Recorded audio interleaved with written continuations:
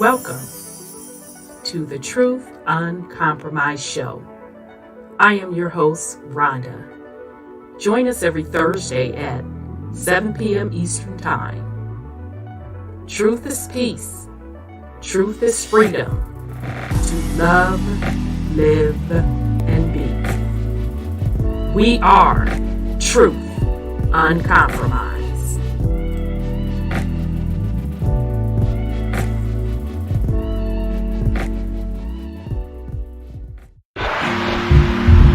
We are in the age of truth, freedom, love, prosperity, abundance, and peace. Welcome to Truth Uncompromised.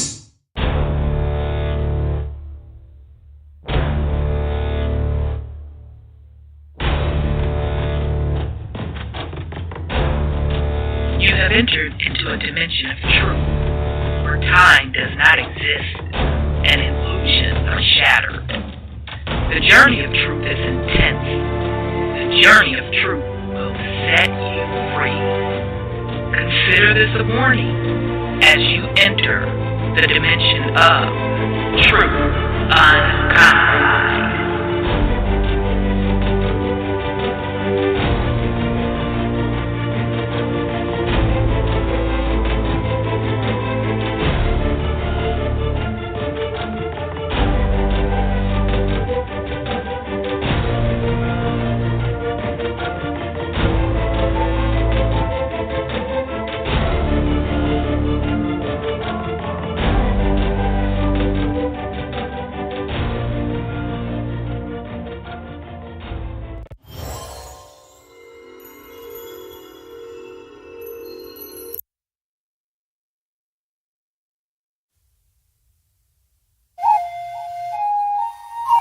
Still unamalgamated. Heartbeat, the sound of the bass drum. Come with your best shot, I'll take one. Rumble in the jungle, I'm a lion. Stand up for your pussy nation. Hey, for these generations, we the people lost but not forgotten. Tribal rivalry is the problem. One love the key for what we locked in. Don't call me a doctor, but I will be your medicine man. We're all from the mountain pot, so everybody in the crowd is a Native American. Like me, what can't you see? The enemy is a L-I-E. One family tree we are. The truth is like smoking, showing so far. The big when they come,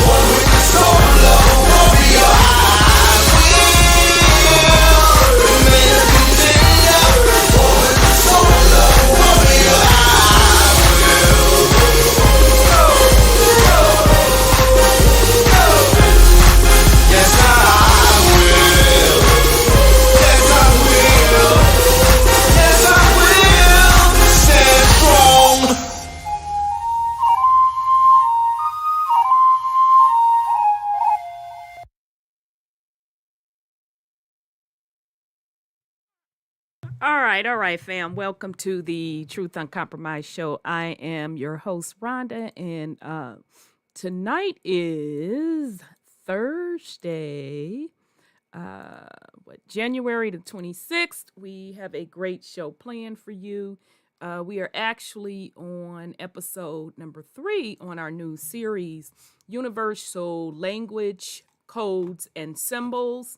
So if this is your first time joining us, I highly encourage you to go back to the first 2 episodes. The purpose of this particular series is to kind of get into the basics of metaphysics, kind of explain the science behind universal codes, so meaning numbers. So that includes numerology. We went over Kabbalah.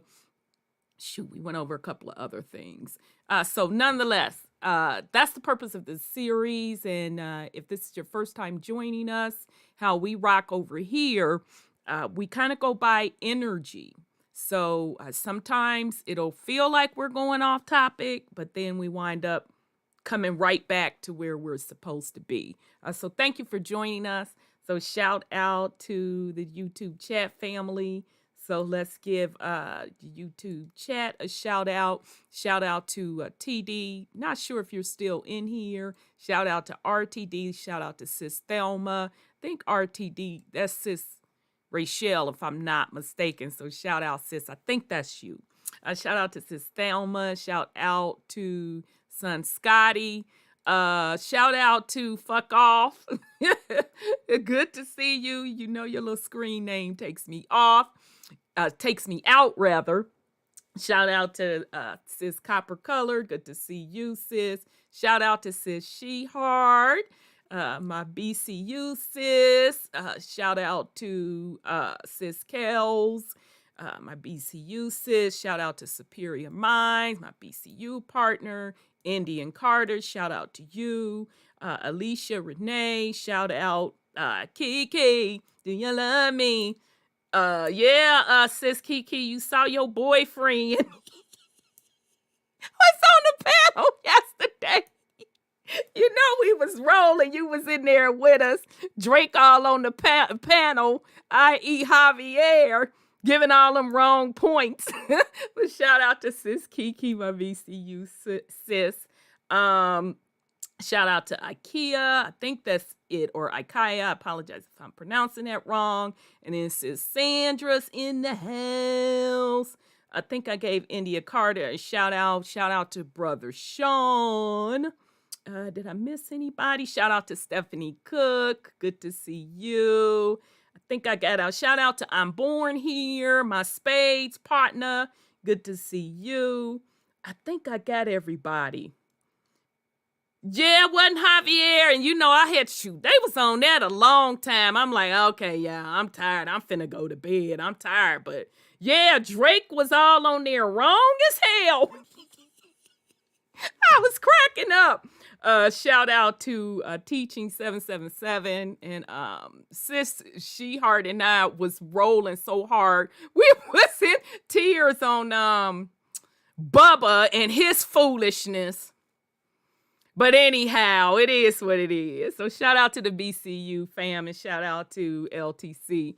All right, and shout out to Woof. Okay, and then shout out to the YouTube family for joining us. So let me Kel was in there cracking so many jokes. Y'all a mess. I was out. Yeah, Kel was on something too. Okay, let me bring on my co-host, Peace and Love, CC. All right, so let me bring on Sis Sandra, and then we'll bring on Brother Sean. I think you're there, Sis Sandra. Peace and love, sis. Peace and love to you, Sis Rhonda. Can you hear me? I sure can. How are you? Good. Oh, I'm doing good. You feeling better? It takes a while, honey. It's taking a while. No. Okay. Yeah, the body got to get back where it was in homeostasis. Yeah, I understand. It takes its time. I can't control it. Yeah. It just does its thing. Yeah. But how about yourself? And hi, family. I'm good. I'm good. No complaints. I'm good. Been busy, but that's okay. I'm good. No Oh, complaints. that's great. Good. I'm sitting here twiddling my thumbs. Can't do this. I'm restricted from doing that and doing this. Let And your I'm body like, oh, heal. shoot. Let your body Yeah, heal. but the brain is like, come on, man. Yeah. Because your brain be going. Yeah, you want to get up, read a book or something, anything. Yeah. Oh, let me turn on this recording. Recording in progress. With an attitude. So, Yeah. well, yeah, glad to have you back, sis, for sure, for sure. Let me bring on Brother Sean. So, let me unmute you. Peace and love, Brother Sean. How are you? Wholeness and power. Wholeness, How brother. y'all doing? Yeah. Good. Fine, brother.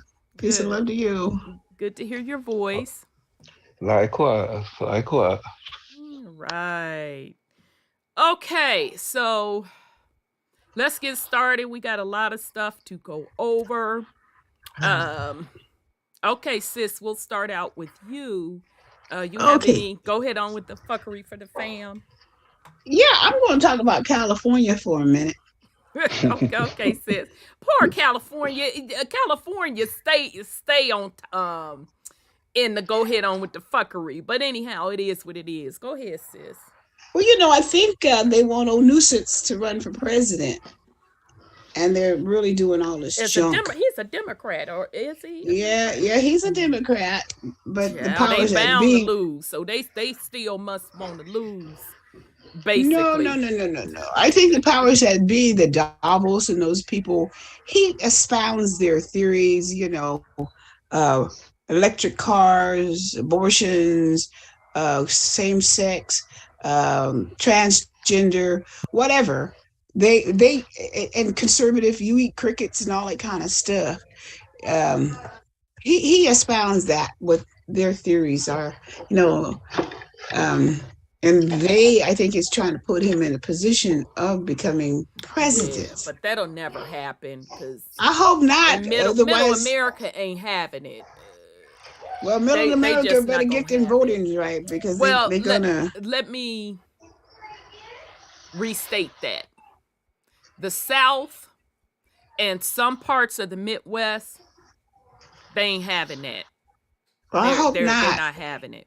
But the vote comes out of Cali too, But they had a recall, and they said he didn't win that recall, but he says he did. So, but anyway, the judge halts the hoochie coochie's doctors that Nuisance filed that he's going to sue you and you're going to lose your credentials and all that kind of stuff if you say anything about it. And like at the hospital I went to, they have fired doctors and nurses over that hoochie coochie because they wouldn't take it. Right. So a judge halts that right now here lately. And this Nuisance is trying to pass. I'm sorry, go ahead. Nuisance is trying to target tax a wealthy who have already left California. Wait a minute, what now? See, that be the fuckery that I'm telling you. People not going. Now, what you say? What now? The California legislature is trying to target taxes for the wealthy who've already left California. And ain't that why they left? From my understanding, they was tired of the taxes and Well, this is a lockdown city of the world. Michigan and California, they had the strictest ones. And California really just got off a lockdown not too long ago. They locked themselves down. I didn't lock myself down at all. I went where I wanted to go. I ain't studying people. Right. So, so he's targeting those who've already left. And I'm like, I don't think you could do that. Yeah, so I don't want to lie up upon this man. So let me make sure I'm understanding properly.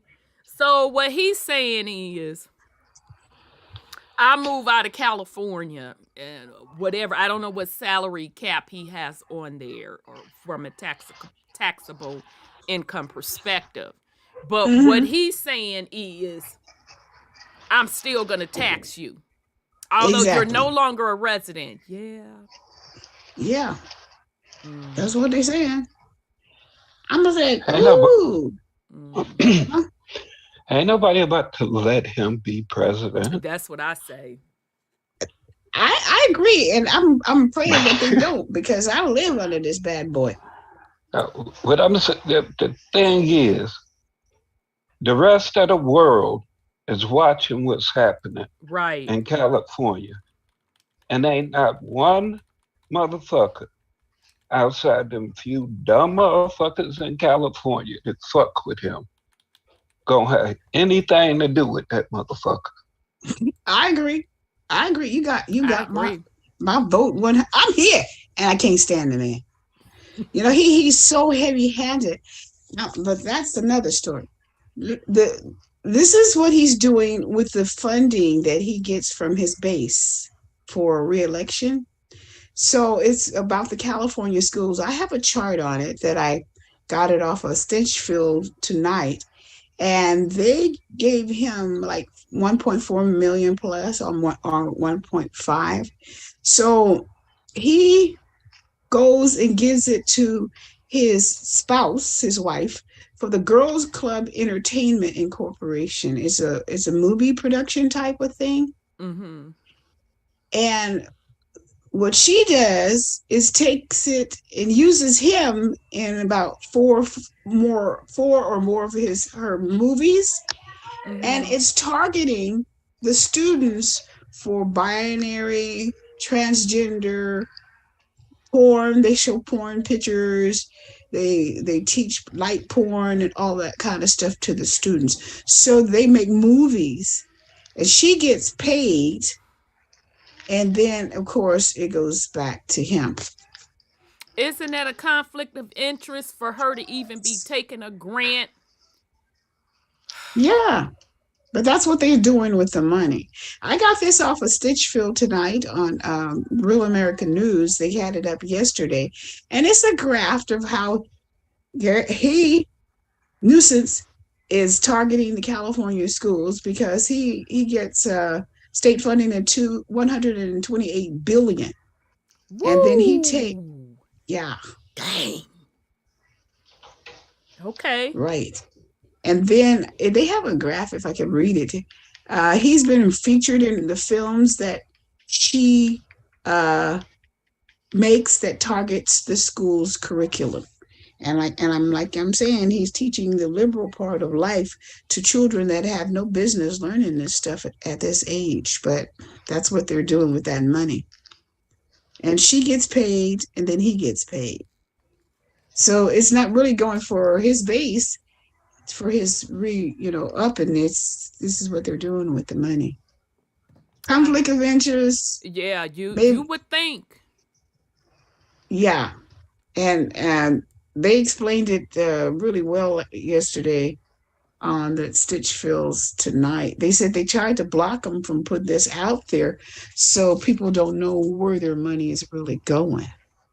Wow. It's just like even for charity, you may give them $100 to help children eat. They only going to give them 25 of it, because they're going to do it as overhead cost. Yep. And they're going to take it all. And they're doing this too at the RNC. Is they're using consultants, and their consultants or emailing and texting people, because I got a lot of emails from these people talking about giving donations, but these third-party people are taking maybe 40 or 60% of the money. Yeah, so that's a lot of times what's going on with these particular fundraisers. Unfortunately, it gives nonprofits a bad name, and which the ones that are really laundering money, and fleecing the public are the bigger nonprofits, and they squeeze out the little nonprofits that are literally doing all the work. And a lot of times, I ain't one to gossip, and you ain't heard this from me, but supposedly and allegedly, a lot of times, those foundations, nonprofits are fronts for money laundering. Yeah, they are. So Even what's his name? 700 Club dude. Oh, his old ass is still around and living. I don't know if he was. This is where I learned that they were taking the money like that from his group, because they were, you get 25 cents of $100 back, or $25 of the 100, and they take the rest of it for expenses. Right. So that's why there's always poverty of children not having food, because these entities, these charitable things, be taking that money and putting it in their pockets. Absolutely. And if you go look at the big charity foundations, y'all know the one with the cross, and the one with the I think the shield. That's the same stuff. We're talking about symbols and codes. Yeah. Exactly. Go look at their annual reports, and it's gonna break down expenses, what went to where, and that was eye-opening. And both of those organizations get a lot of play from the media. They get a lot of play within corporations, and corporations pushing or giving them promotion for their employees to donate to them. But if you go look at their annual report, and the cancer people too, they ain't no better either. No, they don't do any better. Yeah. They do not do any better. Yeah, but go look at the annual report and look at those expenses, and look at what they actually paid out to quote the services, and she's right. It's like 25 cents on $1, and now I don't know if they've changed. $25 on 100. No, it's the same. They matter of fact, I think they're taking more. Yeah, because one of them organizations, it was only 10 cents. I said, you got to be kidding. And I don't want to lie on which one, because this was some years ago that I checked it. So yeah, I don't mess with none of them. If I want to do something of that nature, I'll donate locally. Okay, locally to grassroots. But yeah, I don't mess with those big organizations for that point. I know that's something that I tell people. I say, you do you if that's what you want to do, but they don't really get the money. You'd be better to go over there and give the money to the contractor yourself to dig the hole if you want some fresh water for somebody. I agree. Because I also found out that some of these people send the money to terrorist groups, because the Americans have such a charitable heart that they laugh at us because we're that gullible. Now, supposedly that's why they came up with these extra banking checks. I'm trying to get it together. I don't want to lie on these people. I think it's if you take out $5,000 or more. There's an extra check on, where those funds are going, and it was for that reason. For the isms, starts with the T, then it has the R almost at the end, and then the isms, trying to get around the algorithms. But so supposedly that's why they started getting in people's business even extra regarding your banking activities. So there you have it. Now, is it still going on? Probably. I'm telling you how they do it. I just told you how they do it. It's through the foundations and stuff. Yeah. It's just like the Haitians. The fireman was standing out in the street here in my city collecting donations in their boots for that Haitian earthquake. Oh yeah, child. What came out of that? Cause wasn't it About $10 billion. Billy Clinton with his whole Billy ass, Clinton. Yeah, Billy yeah, Clinton yeah. and his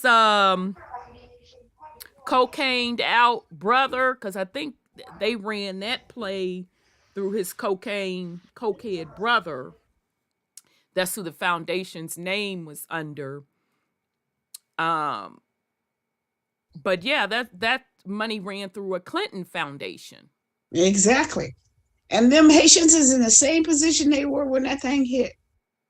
No, they're in the They didn't worst get that position. money. I They're agree. in the worst position. Yes, that's right. I agree. Mm-hmm. I They're they're totally they're agree. worse. And then what the president was killed because he was spilling the beans about all the children, 800,000 children being trafficked every year from there. Yeah. And they And got I rid have of to say him. supposedly and allegedly. Well, yeah, we can say Yeah. that supposedly, allegedly, but I only know the news I be listening to, and it ain't mainstream that tells the story. And you know the interesting part about Haiti, and I've said this, I don't know how much longer they're going to lay down and let that keep happening.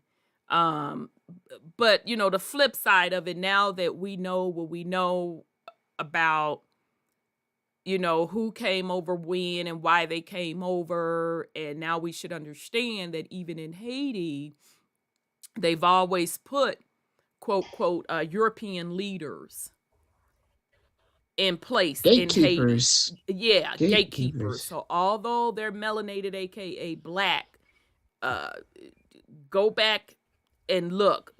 They're black Europeans, okay, Mm-hmm. a part of certain bloodline, family, whatever the case may be, or they are appointed.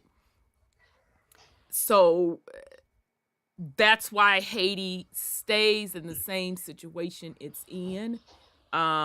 Now, from my understanding, there's still old friends, this huge debt, and but the people just sit back and let it happen. Literally, They probably don't have any arms. they sit They, back. they, Yeah, and of course, the standing army has everything to do with it. I 1000% agree with you, Sis Sandra. But if you've ever, I've never been to Haiti. Well, I have. Let me take that back. I have, because if you've been to Dominican Republic, you've been to Haiti, okay? Because that was all Haiti before man came in and divided and it up and split it. said this is the DR and this is Haiti, and I'm like, God damn it, this still Haiti. It's one. Mm-hmm. But the stark difference, that's why I don't even fuck with the DR to this day. Once I found that out, I'm like, scratching this off my list. I just can't with a clear conscience be over here kicking it, this, that, and the third. And I, you know, was minding my business. And it's just strange how people will tell you things and you ain't even asked. And this one lady, she was considered Dominican. Her old man was Haitian, and she was telling me how racist they are and how she hides. They have a daughter together, and this was years ago, and that was my last time messing around with Dominican Republic. But she was just telling me how she hides that part of her daughter's heritage, the Haitian part, because she doesn't want her daughter to be discriminated against. And she was pretty much confirming how they give the people over in Haiti a hard time. Now, if you've been to the Dominican Republic, and you know, you stay at the resorts, this, that, and the third, you don't see too many dark people. I don't think I remember any on those resorts.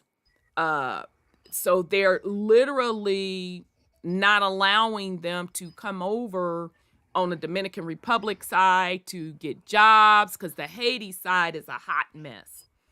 And I just find it interesting, people that don't believe in weather manipulation.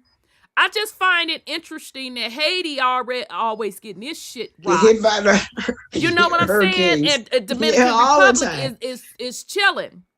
Yep, they always chilling. And do In the you know hurricane. over in the DR, now I don't know if they're still running this program. How many years ago was that? That may have been about 7-8 years ago. When I was in the DR, and we went on a tour and went to one of the local houses, and one of the elders got to sit down and talk to her, and she was pretty much telling us, she was on the countryside, and she was pretty much telling us how the government paid for their housing, and she had a modest house, and all of that. So she was sitting back chilling, and she was saying that the elders, for the most part, live in the country, this, that, and the third. They got their little house paid for 4, 5, and 6, and then the younger people live in the city to work. So I found it interesting, the differences of what's going on in Dominican Republic versus what's going on in Haiti. Now, don't get me wrong. You still have poverty in the Dominican Republic. Okay, so don't think it's all rosy over there either on the Dominican side. So you still have a level of poverty on that side as well. But I don't know. It's just interesting. I'll leave it at that. I'm sorry. Go ahead, sis. What's that place? Uh-oh, sis. Did you, we can't hear you now. All right, I'm gonna have to read comments tonight. I don't know why my comment thingamajig isn't working right. It was some. Can you hear me now? Yeah, I can hear you now. Go ahead, sis. Oh, wow, that's crazy. Yeah, you were Gaddafi. there for a minute. You know Gaddafi's place? I forget the name of the thing. Gaddafi, when they got rid of him, they started sorting out the darker race of people from the lighter race of people. Yep. So that's European. I'm sorry. Go ahead, Brother Sean. Go ahead, Brother Sean. Are you there? No, she was saying she had mentioned Gaddafi, so I said Libya. Thank you. Libya. Yeah, we could not think of it. Yeah, sorry. Go ahead, sis. That was a generic moment. But yeah, they had the darker race of people rounded up and shipped out. They had them in handcuffs and laying on the ground with people who had guns to their head. They don't have weaponry. And these people right now is really, really, really, really, really pushing to get rid of the guns. And if these people are crazy enough to give up their guns, they're going to be just like all these other and they not countries. Like I said, this America, let's get this clear. This America, bitch, we don't play that over her, because the hills in the hood ain't having it. Just like old nuisance is talking about. Yeah, don't nobody give no fucks what they talking about, because the middle class, y'all can take y'all ass in there and turn in your weaponry, but I'm fencing to tell you, country folks, we ain't finna do it. What weapon? I don't know what you talking about. What weapon? So this is America. It's not gonna happen. Well, he's talking about getting rid of it over here. He's talking about it too. So he goes along with that program. You see, this is what I'm saying. This new world order thing, where everybody is subjugated. And if you want to be like Libya, if you want to be like Haiti and all those kind of stuff. So this is how they do them. Once they say we're here for you, they're not there for them at all.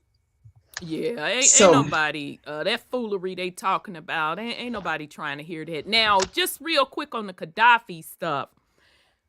All right, so let's be clear. Gaddafi still was put in power.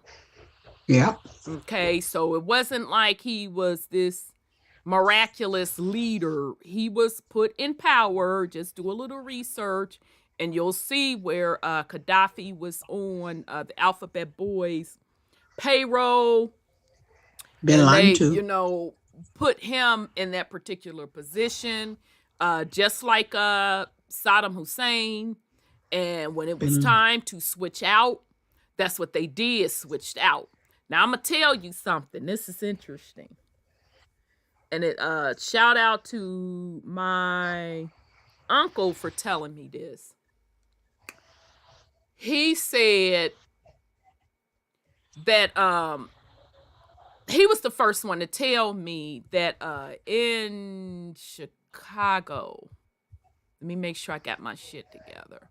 Want to say it was Jeff Fort that Gaddafi gave them ends to, gave Gaddafi, gave Jeff Fort,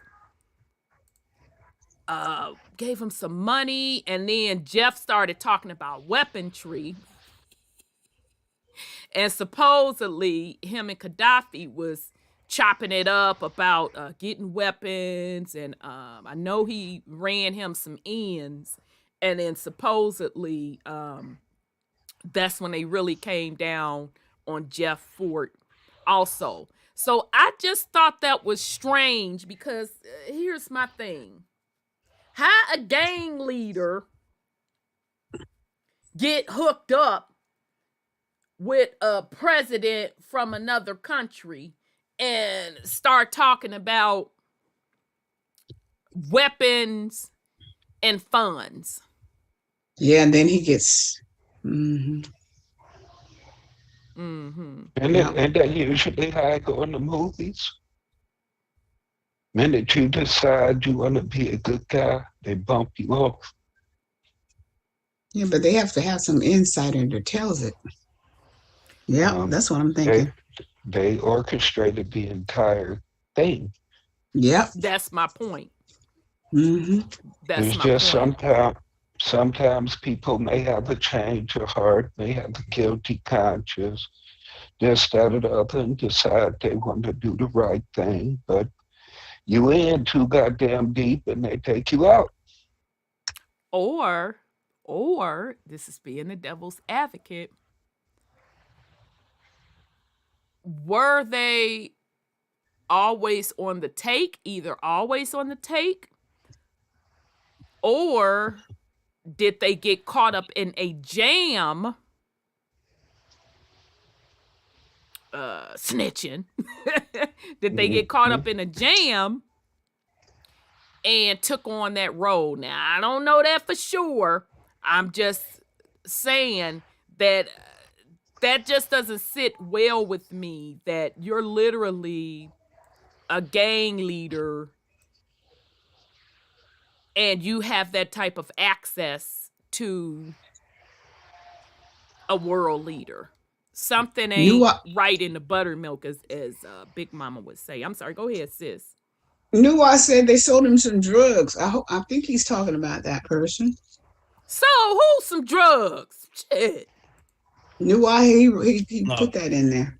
I'm sorry, go ahead, nephew. Peace and love, nephew. Peace and love, Auntie Rhonda. Peace and love, Auntie Sandra. I was just talking shit in the sense that the only way a drug dealer would know a politician is because that drug dealer sold him some drugs. Right. Or moving product for him. That see. I don't know the transaction. I wasn't there. I ain't want to gossip it. You ain't heard that from me. But I like to me, I was dope running, but I ain't want to gossip. I don't know that for sure. Andrew, I was just washing my laundry. I was just doing some laundry. It's called doing some laundry. Well, the CIA been doing that for the longest. Sure they made movies about it, everything. Yeah. They all in on that. Yeah, Dark Alliance. Yep. It's commerce. That's all they care about. Yeah. Right. That's how politicians get their funds on the real. Yep, and that's how Bitcoin. That was mainly what Bitcoin was used for when it first came out. It was to wash that money. Yeah, launder. Yeah. So I'm just saying, I don't know that for sure. I'm just saying, for me, that's a little fishy. Allegedly and supposedly. Right, allegedly and supposedly. I don't know. But that's kind of fishy that, you on the South Side, with your organization and you get that type of access to a world leader. That's all I'm saying. Okay. Well, we could use Hunter Biden. Straight out. Let me go on and sip on this water because supposedly and allegedly he got ain't no supposedly going on. It ain't even supposedly and allegedly now the way they talk about them on the media. They say that the laptop and its contents have been confirmed and everybody knows it's legitimate. They've been knowing it for years and this, that, or the other. And now the Pelosi's caught up with some more stuff. The husband sold off some stock of Google before they got to sell it. Yeah. So he was insider trading, basically. And that's what she's been doing. They've been doing that her whole career. Yeah. Mm-hmm. They all do it. And they all come from California. They all do it. Come on now. And I mean, that's human nature. In their little raggedy defense, it would be hard for me if I got my motherfucking 50 cent invested and somebody come to me, girl, XYZ company, da-da-da-da-da finna happen. Girl, what? Yeah, girl, you better move your shit. Yeah, but the thing is, they so goddamn stupid, they doing it in their own goddamn name. At least run this shit through somebody else. Now that's just don't trifling. come directly back to you. That's trifling. And recording it. Don't forget to record That's it. They ain't had shit. They ain't had the goddamn thing. Every move that's been took place lately in the stock market, they done been involved in. Soon as a company get ready to go out, if you want to get rich before they lock them up, just follow the Pelosi's. That's true. Just follow their blueprint, and you're gonna come up. That's true. Because that I don't even know what to call her. Because the way she looking at everything, I don't know if she alive. I don't know if she a lizard, a shapeshifter. I mean, it's a body double. A husk. And a drunk one. Now, why you gotta say she hitting the bottle? All I know is to me. Come on, don't lie. She the gangster one out of them all. To me, everybody's scared of her. So she drunk. Her family got some. It ain't about her being a drunk. It's about them family connects. To me, she the gangster. No, that's true. Exactly. She the gangster one of all. They don't fuck with her. So Nuisance, drinking and all, but I'm sorry. Nuisance is her nephew. Nuisance is her nephew. You got to be kidding me. Runs in the family for real. Her name was on those papers that Brother Odell showed. Yeah, that's facts. I really just can't. I just can't. Then all these documents that everybody all of a sudden got classified documents just falling out their closets, garages, and sitting there for their mechanics to read it. All of a sudden, yeah, I know. Yeah. I'm just saying they made such a big fuss about Trump, but if reading correctly, the president can declassify stuff. Yes. The vice president, senators, ain't no reason for nobody else to have no classified documents if we're going by their script. Right. I was watching, they was doing some interviews. There's a clip I saw from Fox News. They was asking people about that whole document segment thing.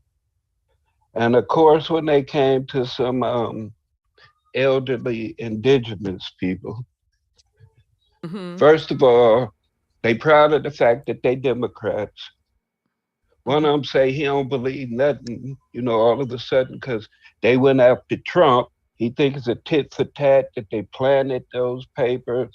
Oh yeah, I heard that. He say he don't want to hear nothing. If Trump ain't locked up, he don't want to hear nothing about Biden.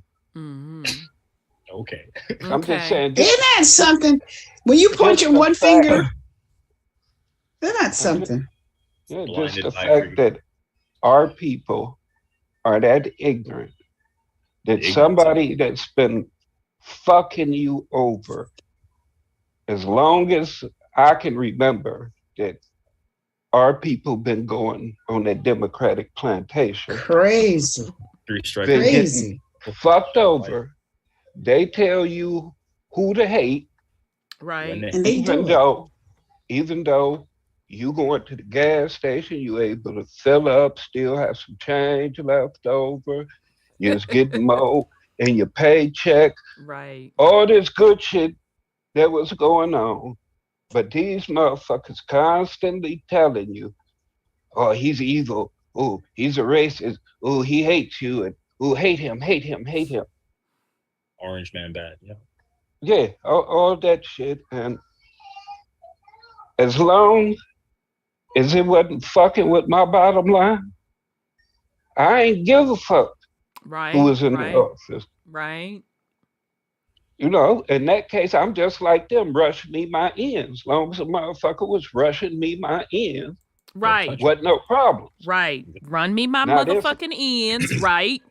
Now this motherfucker, y'all that went for and still pulling for, no matter how much he fucking disrespect y'all, to your face. It's all type of videos with him out just basically telling y'all that y'all ain't shit. Yeah. To your face. In a meeting. Yeah. And y'all still riding with that son bitch. Isn't that crazy? Yeah, he fucking with my pockets. I'm paying too much at the goddamn pumps. Mm-hmm. When I go to get me some goddamn food, I ain't leaving out with shit. But then I look over at this other cart, and these motherfuckers got a cart full of shit, and they breaking out an EBT card. I'm working hard in the motherfucker. All type of initials popping up on my stubs and shit, talking about I owe them for this, that, or the other. Right. I'm coming out with 6-7 items, and I didn't pay like $150. All that part. And this motherfucker got a whole shopping cart full of shit. In fact, 2 carts, because couldn't get it all on the one goddamn cart, and kids hanging off the goddamn shopping carts. And I can't get a Tic Tac in this motherfucker. I agree. But I digress. No, you're absolutely right. And I remember having a conversation with a family member, and I was talking to them about Dr. Carmen Johnson and what she went through, and they were like, "Oh my God, that's horrible." Da da da da da da. And I said, "Yeah, and guess who got her out?" And they're like, "Who, Obama?" I said, "No." So they going all down the list. I'm like, "No." I know. I'm like, "No." Blink, blink, blink, blink. No. Well, girl, who? I said, Orange Trump. bad. You sure? What you mean? Am I sure? And I said, and you know she's not the only black woman he got out, right? Silence. You can hear a rat piss on cotton. I'm like, okay. So people believe what they want to believe. It's just the bottom line. Believe who you want to believe, but don't come whining when you get the same results. Okay, so it is what it is. Yeah, I heard he financed rappers too. If we're gonna talk about rappers and stuff, and when they needed to, launch their career, and they didn't have the money, he gave them the money. They did their business. They went to give him back the money. He said, "Keep it." He was helping people, and I never heard of this because I never followed his career or nothing like that. But Oprah was his friend. Now she hates him. because she got on the wrong side of the wall, I believe. And so people don't, I've known Biden since he was a senator. He's never like this, ever. He always talked bad about us. Still does. So I don't understand how all of a sudden he's their savior. They've been smoking because they told him he's their savior. Yeah, he's not Trump. No, not savior. He's not Trump. Yeah, and he's not Trump. I agree with that. I 1000% agree with that. So, I mean, that's why I don't do politics, because it's really, the same bird. Okay, it really doesn't matter. No, the same bird, different cage. I mean, come on now. At least if you are going to go that route to get into politics, do the research and really understand what's going to be the most in your favor. So that's all I'm saying. I don't mess with either one because I understand that position is appointed. Not voted in by the people. It's an appointed position. So, that's what it is. Yes, it's all a show. Right. I 1000%. It's all witchcraft, because casting ballots is witchcraft. Yes. And so it's a spell that you have the illusion of choice. Absolutely.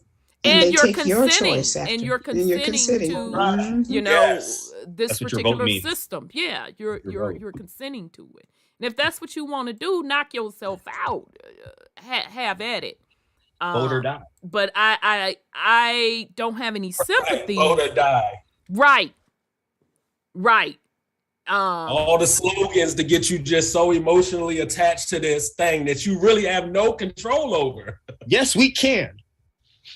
Yeah, and the thing that gets me is, and I purposely tease people because I just watched this last election and black folks had it bad with that shaming of people that ain't gonna vote. You part of the problem, 4, 5, 6.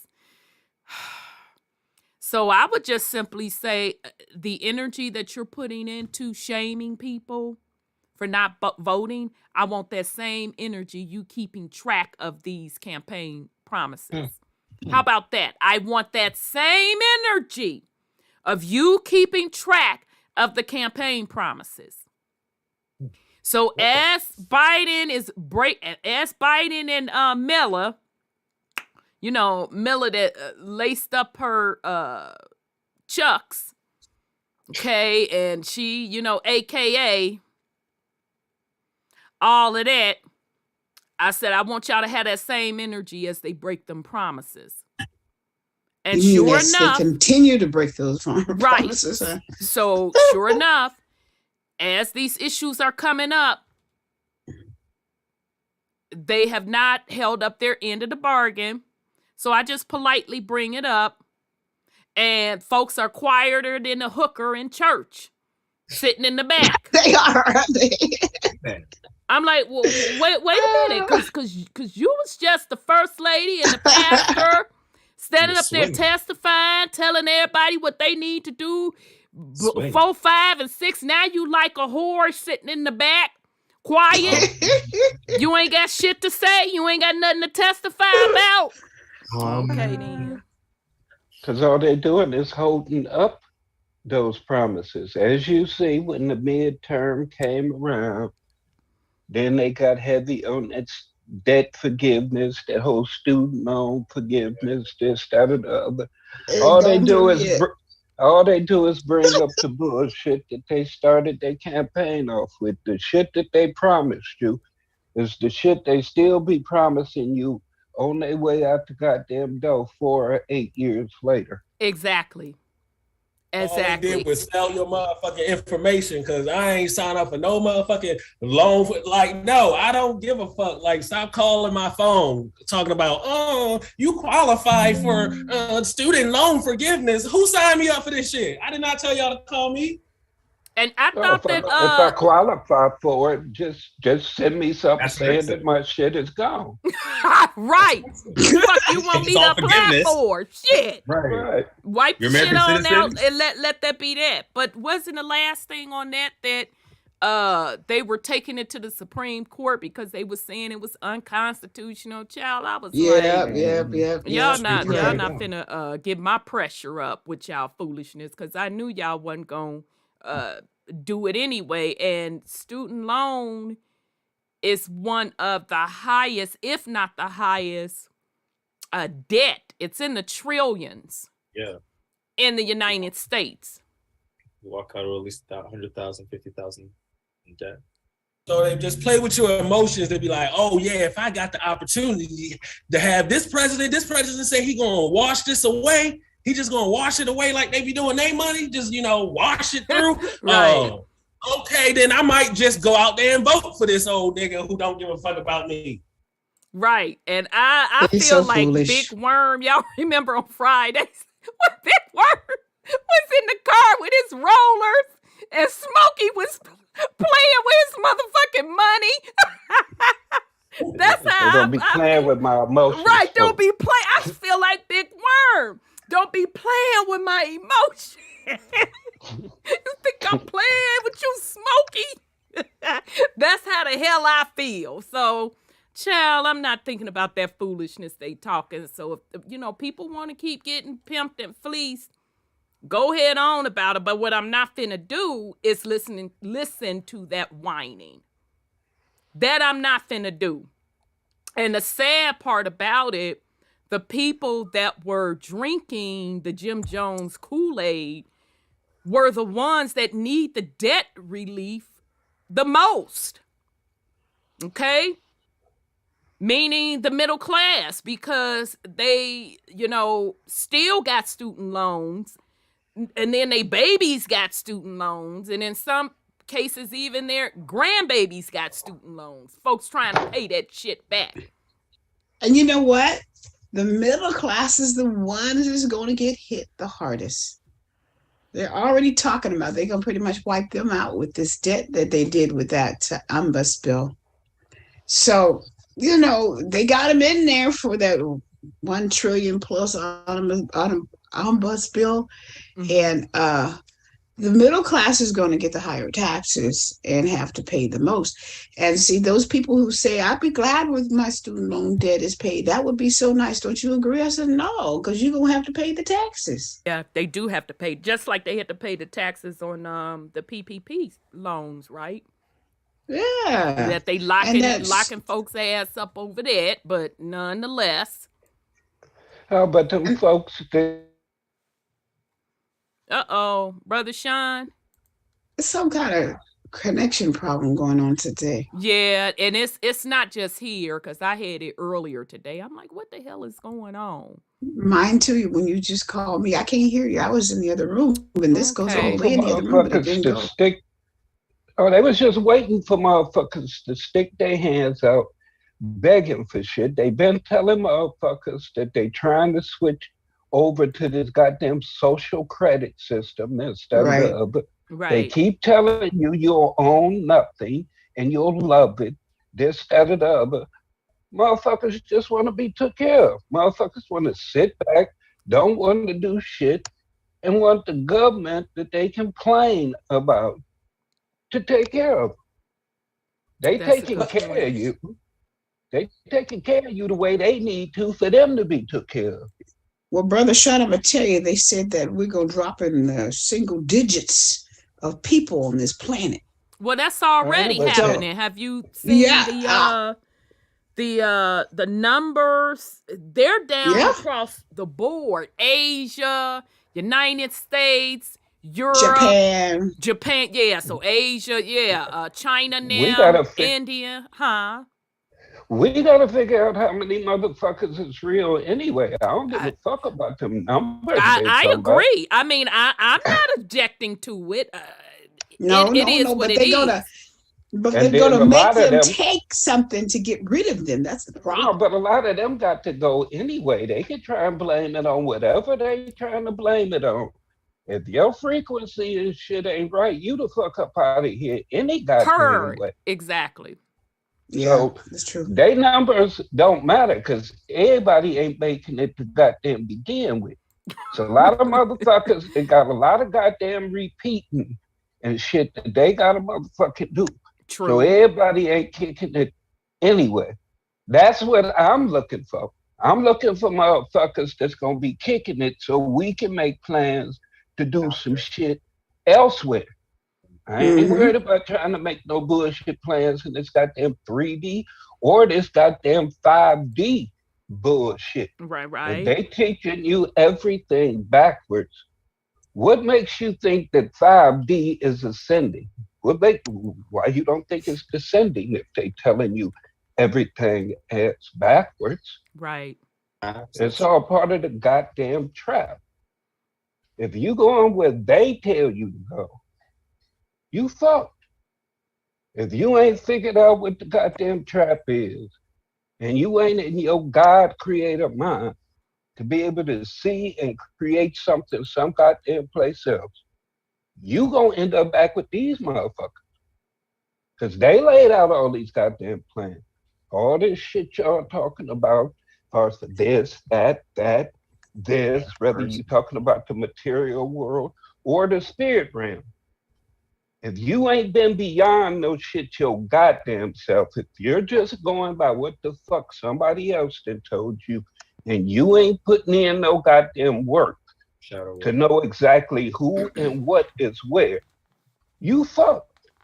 You just gonna fall for the next goddamn trap. Right. They seasoning your ass up so that you taste better. Aged wine is better. What do you mean, marinated friggin' meat? Yeah. Marinate that with some friggin' hate and that some lower energy. You're already marinating with the baths you take. You take these baths with all these herbs, sage, and all this shit in it. The same shit you put on your goddamn meat before you put it in the refrigerator, let it sit overnight.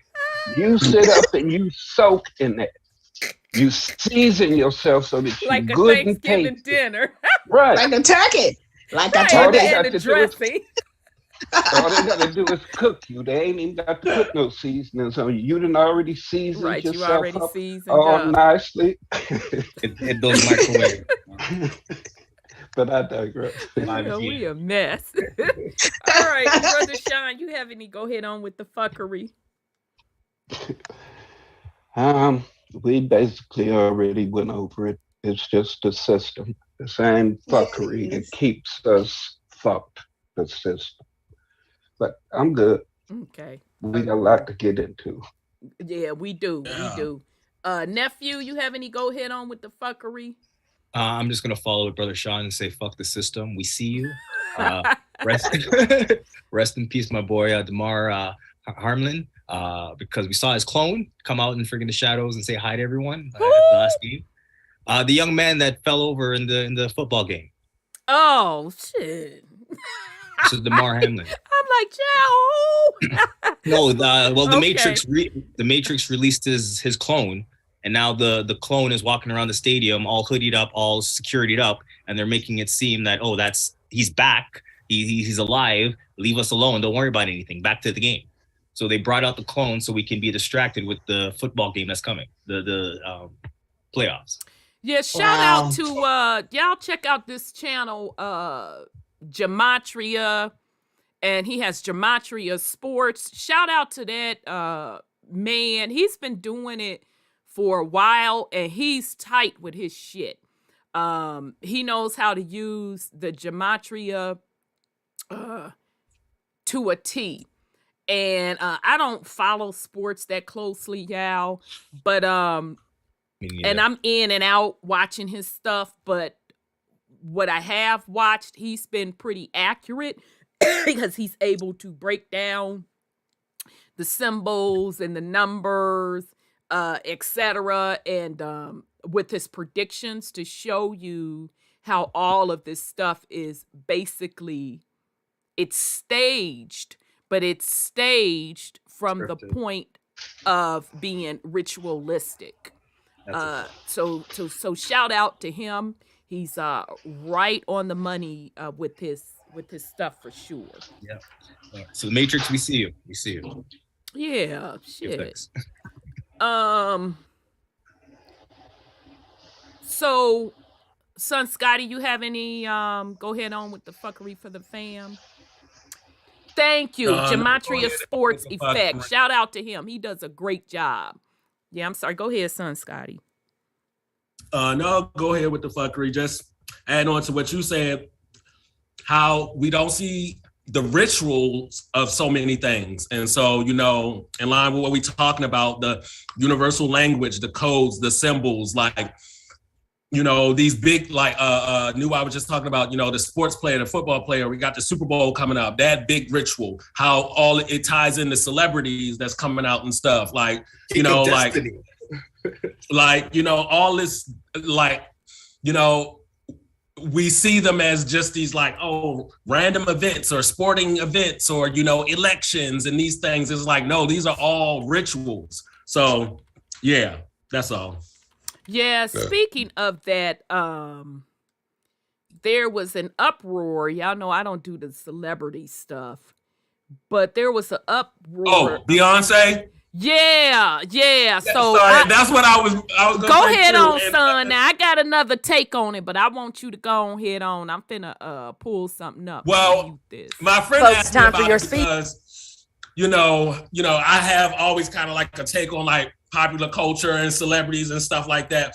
But my mind immediately went to like this, like the Black Madonna in fucking Saudi wait, was that Dubai? But this a daughter, and we were just talking about the mother and the son and that whole like ritual thing that happens. See, that's why I love you, son, because that's the aspect I wanted to go to. Yep. Come on with it. Yeah, man. then I was just like, how they see, so-called African Americans or Black people or Africans in that culture is just like kind of weird and kind of like, and then the fact that, you would, I don't know, like the ritual of it was kind of like, because we could see it, and I'm just like, people in the comments was like, Lord, she gonna go back to some rich oil prince and have to like fucking do some weird shit. Cause they say all the girls things they be doing the strange things. They get real scatological out there. Iris told us all they about be that playing strange with the stuff. Child, they said they gave her 24 milli. And I'm like, oh my God, they brought you and the daughter for 24 mil. What did y'all have to do? But so that was my take on it. Just like the ritual and the involvement of the daughter and the like whole perversity of just that culture and seeing like a Black woman, that, of that stature being paid that amount of money. And then, she just came out with an album that's supposedly for the kids, it's for the house people, for the transgenders and the gays and stuff. And then we know that culture really don't put up for the gays. So people was also going in on her set list. It's like, damn, bitch, they really like whipped you in line for this performance because your album was definitely giving gay, but you definitely did not give that when you was doing your set list. So it was a lot of rituals going on there that was just like, it was too much. And then also the competition with Rihanna. Rihanna, she's coming up with the Super Bowl, so it's just like bringing out the Black female during these high ritualistic times to like conduct these things and be the vessel for them. So Yeah, and I'm gonna let me bring it up for y'all real quick on YouTube. Y'all should be seeing it, but let me bring it up for which is y'all on Zoom because I'm trying to be more disciplined with that. So this is what I caught. Child, and I only heard about it when they was like, yeah, the gay community is mad at her, woo woo, this, that, and the third. So the picture that I'm showing on she YouTube, stayed with the sun symbolisms. She's always given the different sun goddess, water goddess, different. She invoked the different goddesses because they say that she is the high priestess, Yeah. so-called in them secret societies. I was gonna say Queen Mother, but yeah. Yeah, because usually with this yellow, she's representing Yemenya, the goddess Yemenya. Yeah. But here's the catch, y'all. What do you see? You see her behind the sun, right? Do y'all see the circle? You see the border at the top? Around it. Yeah. The arch. Yeah. Arch, yeah. They're showing you the astrological wheel. Exactly. Bingo. The astrological wheel, and I would even say so she in the black sun. She's in the black sun. Bingo sun. Yeah, she's in the black sun. Soon as I saw this, I said, oh no, baby, I know what y'all trying to say. The female energy. Yep. So y'all showing the black sun. So that black sun represents the larger outer circle. Okay, because even when you're looking at that astrological clock, remember that's driven by the black sun. And we know the image of the sun itself is a result of the black sun. Well, you know, since the Piscean age is over, they have to start using the female. The way they ain't never stopped. When did they stop using the woman? No, they haven't, but they really coming out. Yeah. The Piscean age been over for a while. And you're right, superior minds. It's also a portal. And I thought of that too. Absolutely. Very, very symbolic. Very, very symbolic. So one thing about Beyonce, she don't do nothing without symbolism. All right? Nothing. Her and her husband, they don't do nothing without symbolism. So you definitely need to pay attention. But yeah, this was screaming black sun, black goddess, and then also portal. And she good at mixing the dope. Like she'll give you the esoteric. She'll give you this like African kind of island, ocean kind of energy. Then she'll be like, you know how they all do. They thank Jesus Christ, they savior for everything. It's like, is it Jesus? Is it this old occult stuff? Is it some Buddhist type shit? Like, oh, it's the one world religion. Oh, that's what it is. Right. So, damn, it was something else I wanted to show y'all, but I guess, so I just want to give y'all another view. I mean, if that don't scream y'all black sun-ish / portal-ish, it's remind me of your SG1 son, Scotty. Oh, yeah. Well, Auntie, the symbolism underneath that, the squiggly lines, that's also supposed to, I'm going to say allegedly, pedophilia. That symbolism is a representation. They didn't draw those squiggly lines for nothing. Yeah, that's supposedly and allegedly means something. Yeah. Right. Okay, let's say that's one layer of the atmosphere that we've known of. And then the second, as you're talking about, that little dot in the middle, as it'll look like an esoteric clock, that will be the outer, let's say, ice wall, the outer clock with the sigils that would have, as Brother Del showed us, with the astrological signs on them. If you take that as an astrological sign, and that's a circle, an arch, so we know there's going to be other symbols within that arch that's going to go around whatever she's standing in front of. Yeah. So yeah, that is kind of simple. Yeah, when I saw that, I'm like, get the hell out of here. Big time symbolism. It could have made anything on that stage. So.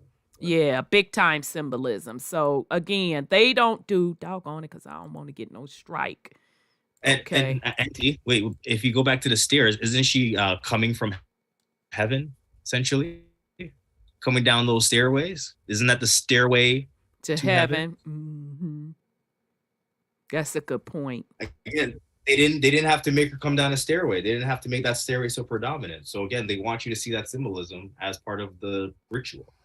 Yeah, but yeah, this was all about ritual. You see her with her crown on. Oh, and that's what I wanted to say. So what is this? Oh, I'm sorry. Go ahead, son, and then we're gonna get into what this is.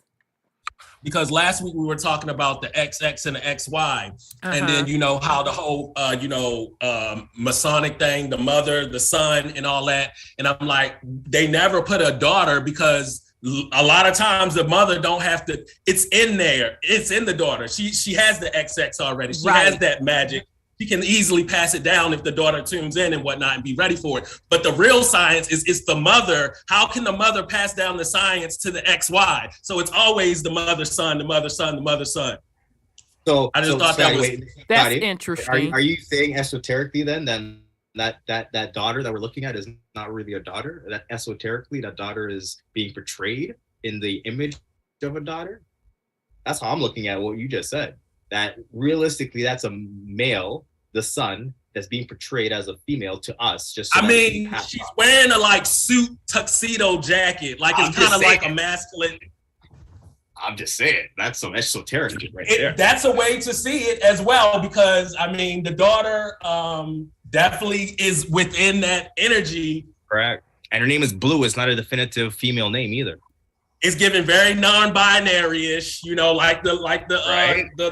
colors. Oh, the pink and the blue, them colors, the trans colors. Okay, see, you said it now, baby. I didn't say it, but come on now, bring the knowledge.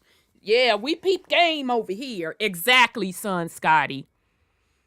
So yeah, it's a lot. It's a lot. So I'm sorry. Go ahead.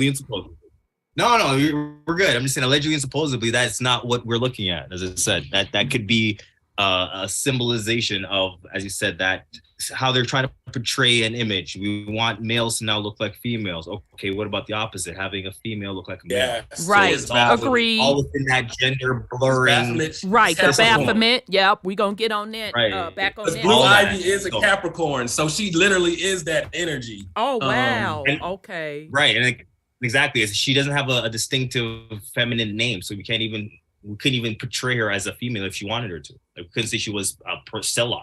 You would, okay, that's a girl. Right. Wow. So these are living rituals. We get to see these all the time, and then a lot of people don't even recognize what they are.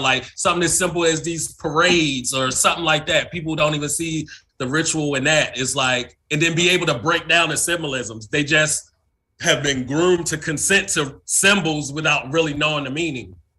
Exactly. So this next particular frame, so what do y'all think that we're looking at with this one? Flower of Life. I was thinking Medusa at first with the snakes, but you're on the right track. A whole bunch of arms. Right. What's the god? What's the deity with the whole bunch of arms? And from the India. Her name Shiva. Shiva. Exactly. So they're bringing out the Shiva energy within that imagery. Is that what you're Yeah, Shiva, which is known as the destroyer. Oh, so they have the Queen Mother, Queen Mary, however you want to put it, as Beyonce, and then Shiva energy, as you said, behind that. Yeah, I can see that. Yeah, so Shiva known as the destroyer. So yeah, I thought that was interesting. And then she comes back out in the red. So I think that's it. Well, in that shot, where's the daughter? Because the daughter was wearing red again. If she transitioned from yellow to red. That was earlier. I don't know if the daughter is in this one. I'm saying I didn't see this either, but I'm just saying the transition. We had the daughter as a red, and now she's transitioned to red. The question I have is, earlier in the video, that's the very first. Bobby was in there. Right, exactly. So now she, as if she's matured, or Blue Ivy is now. This is now Blue Ivy we're looking at. Let's say like that. It's no longer Beyonce. Oh, I see what you're saying. They did the transfiguration. The daughter turned into the mom. Oh, right. I see what you're saying. That's a good catch. She's grown, or let's not even transition to mom. She's now grown into that position. So what we know as Blue Ivy is now represented as Beyonce in her grown state. So we're looking at Blue Ivy grown. But as you were saying, that could not be a female, but we're looking at her in a grown state as a female. The Baphomet is a yeah. So I thought that was real interesting. I'm like, once again, the thing of it is the public Your subconscious, I think somebody dropped that in the chat about what your subconscious is picking up on. So people are outraged, but they're outraged at the wrong thing. Right. So meaning that your subconscious, your soul is telling you something is off about this. But because we don't understand the codes, the universal codes and symbols, you don't understand rituals that are being done right before your eyes. And that's what's happening.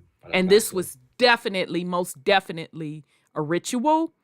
And I say again that Beyonce does not do anything without a ritual being involved. From a public perspective, I have not seen her do anything without a ritual being involved. And look where the location is, the name of the venue. Atlantis the Royal. Shit, we don't mess over here. Exactly. Yeah. Yes, sir. But when it comes to the Masonic Lodge, the women aren't forgotten. They're the Eastern Star. Mm-hmm. Right. They're just segregated. Yeah, they are segregated. Yeah, but you can't have a night sky without stars, can you? Ooh. Very good. Touche, Brother Sean. Touche. It's just that she's never forgotten. Just not spoken on. Not the way that most people catch on to it.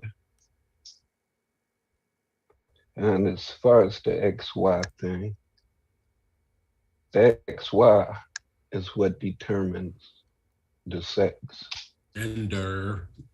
The male determines the gender. He carries the X and the Y. The XX only carries the X. Mm-hmm. Yeah, it can be Shiva, Kali. Somebody else brought something else up. To Vishnu, yes. It's all encoded for each so-called race of people. Yeah. It's encoded differently. Same beings, same energy, same story. Just presented differently. Agreed. The different tongues of the world. 1,000%. It's all code. Even when you're talking about the genomes, this, that, and the other, they're codes to give out specific instructions. Yeah, your DNA. Because let's talk about that a little bit. And we're going, because now we're getting into the main topic. We do understand that the DNA codes is the same letters, right? So let me just pull that up. Damn it. Now, see this why. But that's why I have to let things happen organically. That AT. Mm-hmm. The A, the G. Codes. Okay, so it's the A, the G, the C. Yep, the AG. Is it AG and T? Adenine, guanine, cytosine, thymine. Yeah, let me bring this up. That's a great point. And I didn't even put that in here, but it's good for us to talk about. Display capture. Cytosine. I wonder if most people understand Mother Nature. In what aspect, Brother Sean? Just look at this place as it is now. Mm-hmm. It's a realm where everything survives off of the energy of something else. It's parasitic in nature. Yeah. She provides you everything that you need to get nice, plump, and healthy. Substance. And then there's something else just waiting to eat your motherfucking ass. I mean, everywhere you look, Cycle of life. and quote unquote nature, life is predicated upon death. Mm-hmm. I just don't see this as it is now, as the paradise that we originally created. Mm-hmm. I just don't see us signing on to so much death And and misery. chaos Yeah. everywhere. I mean, people want to talk about being a part of nature. If you look at nature, your babies is fair game. A motherfucker will eat your baby as soon as it fall out your womb. From the egg. True. And you have to sit there and watch. Or walk on. Right. So, Or Nature. fight to death. Exactly. But either way, yep. Then like let's say with bears, Mm-hmm. she has to avoid every male she comes across because Yeah. he want to kill your babies Yeah. just so he can jump up and down on you for a little bit. Right. In nature, a lot of times the males take it from the women. They literally rape them, hold them down by biting them, doing whatever the fuck they got to do Mating to season. get it. Mm-hmm. All of this is in this realm of duality. Because that show ain't consent. And It's nature. Mother, as we know her now,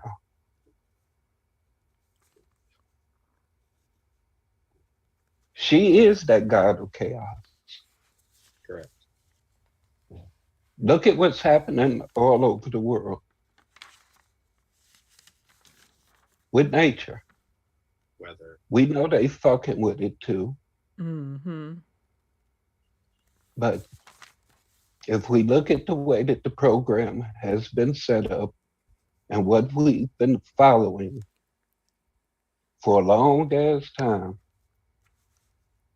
has been ass backwards. This whole acceptance of duality is the whole fuckery. Facts. If we are whole beings to come into wholeness, Mm-hmm. we can't do none of this segmented shit no more. Division. Yeah. Agreed. We still have to remember that we are whole. Exactly. You divide it in your mind. That's why they teach you so much bullshit. That's the fucking rabbit hole. Yeah. All this fucking information about everything but you. Come on with it now. And you're the only person who can know the truth about you. You're the only person that's with you all day, every day. Looking for somebody else to tell you who the fuck you are is fuckery. That's what the fuck you here for. To figure out who the fuck you are and what's best for you. Right.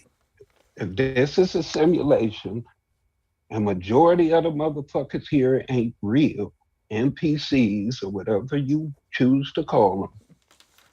Blank slates. What the fuck is you worried about everything everybody else for? That's the truth. Who or what? If you can't feel who or what is real, you ain't in touch with yourself. Because if we're all supposed to be connected, And you can't tell the difference between an NPC and a real motherfucker. You fucked up. You're coming back. You ain't learned shit. Mm-hmm. But I digress. All they did learn was all the answers was outside of themselves. That's like the first thing we learned. We go to school and we gotta like ask the teacher. We like go to religion and we gotta pray to anything is outside of yourself. Everything, all the answers are outside of you, and that's where you immediately go wrong. Absolutely, and that's why I'm not finna argue with nobody about me. That I'm not finna do. So you could say whatever you think I'm supposedly and allegedly supposed to be doing. No. Okay? I'm not gonna argue about me. Not gonna argue about who I am, my heritage, or just me in general. Why I'm doing what I'm doing, because I should know better than you. And if people really knew and took the time and do the work to know about them, you're right. None of this shit would matter. You would be on your game. Well, if I could tell you about yourself. Okay? Because all I'm seeing is a lot of adults running around here trying to tell people what they should be doing and trying to tell everybody else about them. You can't tell me shit about me. Okay? Nathan. Now, you could tell me things that you've observed, and don't get me wrong, I will listen and take it into consideration if it needs to be taken into consideration. And if something needs to be corrected on my part, I will certainly do that. And if I have offended someone or wronged someone in any way, I would absolutely correct that. But make no mistake about it. Nobody gets to tell me what to do regarding me. Okay? Because everybody wants to run around here talking about, higher consciousness and this, that, and the third. But yet when it comes to the responsibility that is associated with that, then everybody quiet as a church mouse. It doesn't work that way. So very, very good point, Brother Sean. All right. So this is a great point, Brother Sean, about the genome. So the genetic code, there's only what? The A, the C, the G, the T, and the U. So everything in this realm, from a genome perspective, has these particular genetic quote markers. So it is the order of these genetic markers that determine the species. So now, and that's just basic science stuff. Ain't no big deal on that. Here's where I want you to put on your thinking hats. Because if we can prove, which we've already proven, that everything can be broken down to numbers, and those numbers can be broken down into binary code, we've proven the matrix / simulation. So no matter where we turn, it's going to come back down to how does it break down to the numbers and how it can be broken down even to the level of what is it from a binary matrix code language perspective. On and off. Okay. All right. So that's a good point. So this particular stuff, this should be Definition that should be self-explanatory. Genetic code refers to the instructions contained in a gene that tells a cell how to make a specific protein. Each gene code uses the 4 nucleotide bases of DNA. Okay, so it's giving you the A, and it's giving you the scientific name, the C, the G, the T, and then they also have the U on there. Okay. So again, every living thing on the planet has these particular codes. And what I'm telling you, what distinguishes one species from another, it ain't what I'm telling you. This is the science behind it. It's just the order of these particular genes. Okay. So you have to think of it from a perspective of, we know that these genes, each one of these genome letters can be broken down into numbers, and those numbers can be broken down into a binary code. Okay, so we're speaking from in this genetic code 3D realm perspective. Okay, so that's a good take on that, Brother Sean. Thanks for bringing that up. All right, so let's go to. I'm sorry. Go ahead, sis. Oops, shoot. No, I was just reading your chart. I was reading your chart. Wait a minute. Let me come, because I don't want to give away my thunder. Let me come off display capture, because we finna get into some stuff tonight. All right, so let me pull up my other work, and we're gonna get started. Back where we were going. All right, where did we leave off? Let me bring this back up for the fam.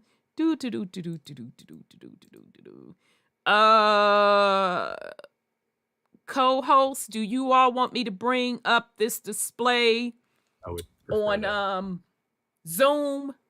Please and thank you. Okay. Yeah, y'all be needing to remind me. You know I be forgetting, child. I'm trying to remember, and I need to remember. It makes it easier for us to interact with you. Sure. No worries, beloved. No worries at all. So just real quick. Come on, Show. I'm not in a so-and-so mood now. Okay. All right. So just last week, we left off here with the flower of life, and we got into the Baphomet. Just a real recap, we went into Kabbalah. All right.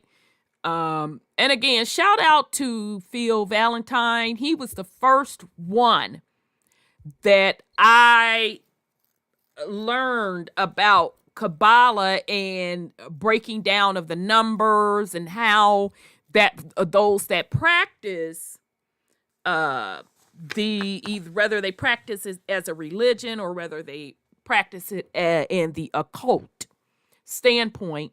He was the first one that broke this down on how they use this Kabbalah tree in order to do manifestation. Okay, so we went on ahead, and remember, everything that has letters can be translated into numbers, which can be translated into a binary code. And we broke out the official spelling of the Kabbalah. It comes up to 38, which equals 11.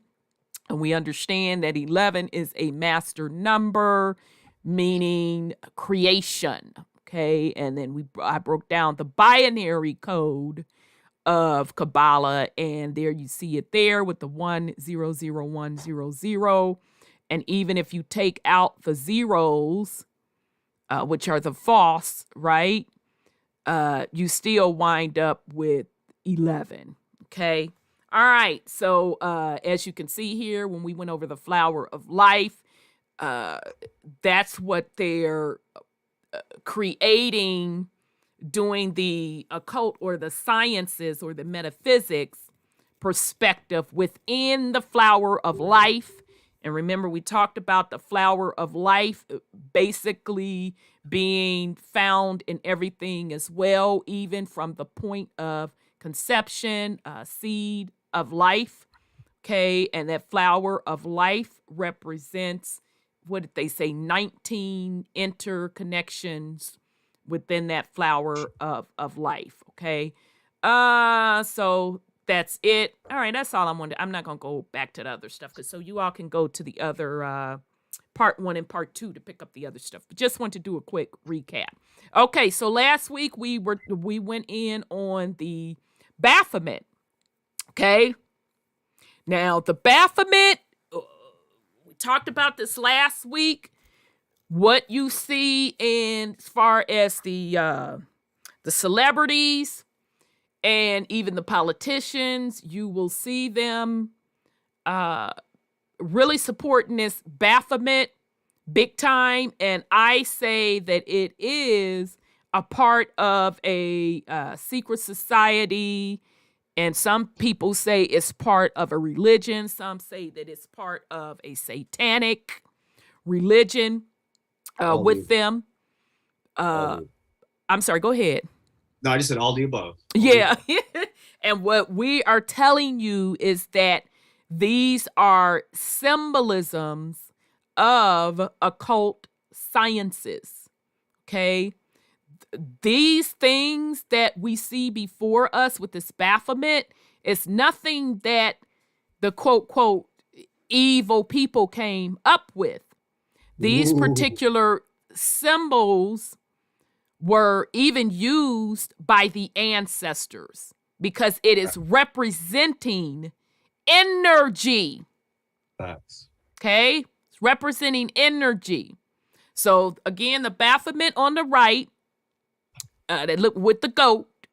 Okay? And that's why you hear people running around talking about the goat. I'm sorry, go ahead, son Scotty.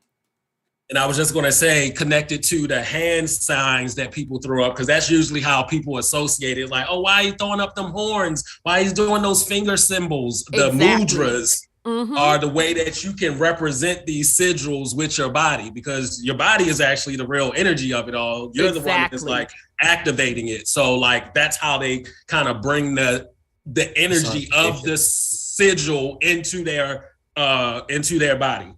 Absolutely.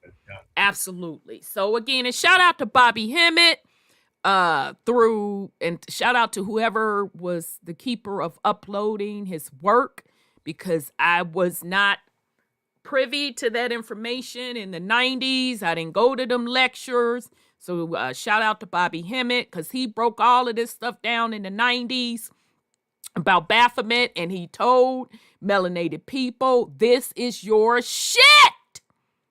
Yeah. Okay. Yeah. All right. So this particular Baphomet, again, it represents duality. Okay. That's why you see the night and the day. You see the as above, so below. That's what the hand signals represent, duality. That's why you see, oh boy, looks like a man up in the face, but has a set of breast. Okay. And then you see the 5-pointed star right where the third eye is located. And then shooting out the top of his head is a lotus,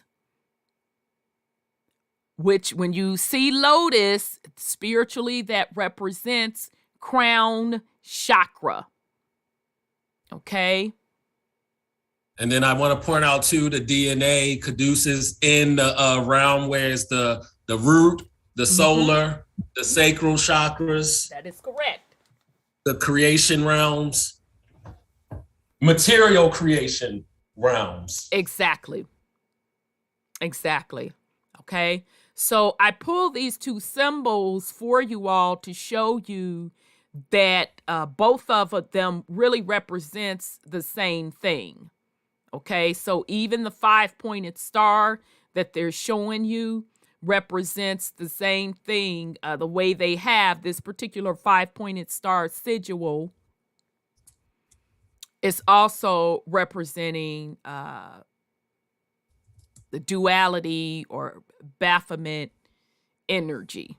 Okay, so I did want us to understand that. So let's go into real quick. It says, Yes, sir. the star also references the human body. Yes. If you look at it, it has two eyes on it and a Z where the pineal gland would be, or on the Baphomet where the star is. And it also has the symbols hanging from the torso. Mm-hmm. I mean, it's the exact same thing. Exactly. And I know, Brother Sean, you probably heard this. I'm not sure if others have heard this, how somebody broke down Allah, meaning arm, leg, arm, head. Arm, leg, arm, head. Right. Mm-hmm. So what? Arm. Yep. I'm sorry, my bad. Arm, leg, arm, head. What you praying to? Arm, leg, arm, head. So yes, you're absolutely correct. Okay. So let's go to real quick. Just look up the pentagram, because the image on the left is representing the pentagram. And then we're going to also look at, let's see what the encyclopedia has to say about the pentagram and the Baphomet. Okay. And it's different incarnations, because then when you see the two pointed at the top, pointing north, it's different. And then when you see the circle around it, where you get the anarchist symbol from. But yeah. Yes. Very good point out. Okay. So I just wanted to see what the little encyclopedia people had to say about this situation. All right.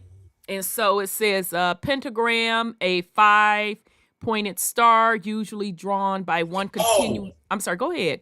I want you to get your thought out. No, sorry. I just remembered something. It was, as soon as you was reading that first line, a pointed star is usually drawn by a continuous line of 5 straight segments. And I just saw a video where they was like, you know, when the Catholics do the sign of the cross, they was like, they're not really doing the sign of the cross, they're doing a pentagram. Interesting. And by accident, that is true. Wow, that makes sense though. Mm-hmm. Wow. Let me do this right quick. I just want to see something. I'm almost done too. Okay. Interesting.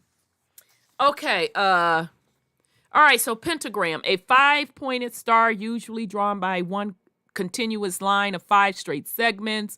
It has been used throughout history as a symbol, often in magic or the occult.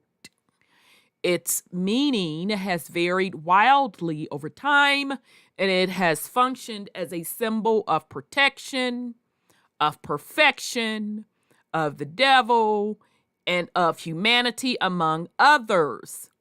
Mathematically, the segments of the pentagram exhibit the golden ratio. Why? Oh yeah, the Vitruvian Man. Right. Which Da Vinci supposedly and allegedly. I heard that he was appointed to draw that for somebody. Of course. That ain't nothing new.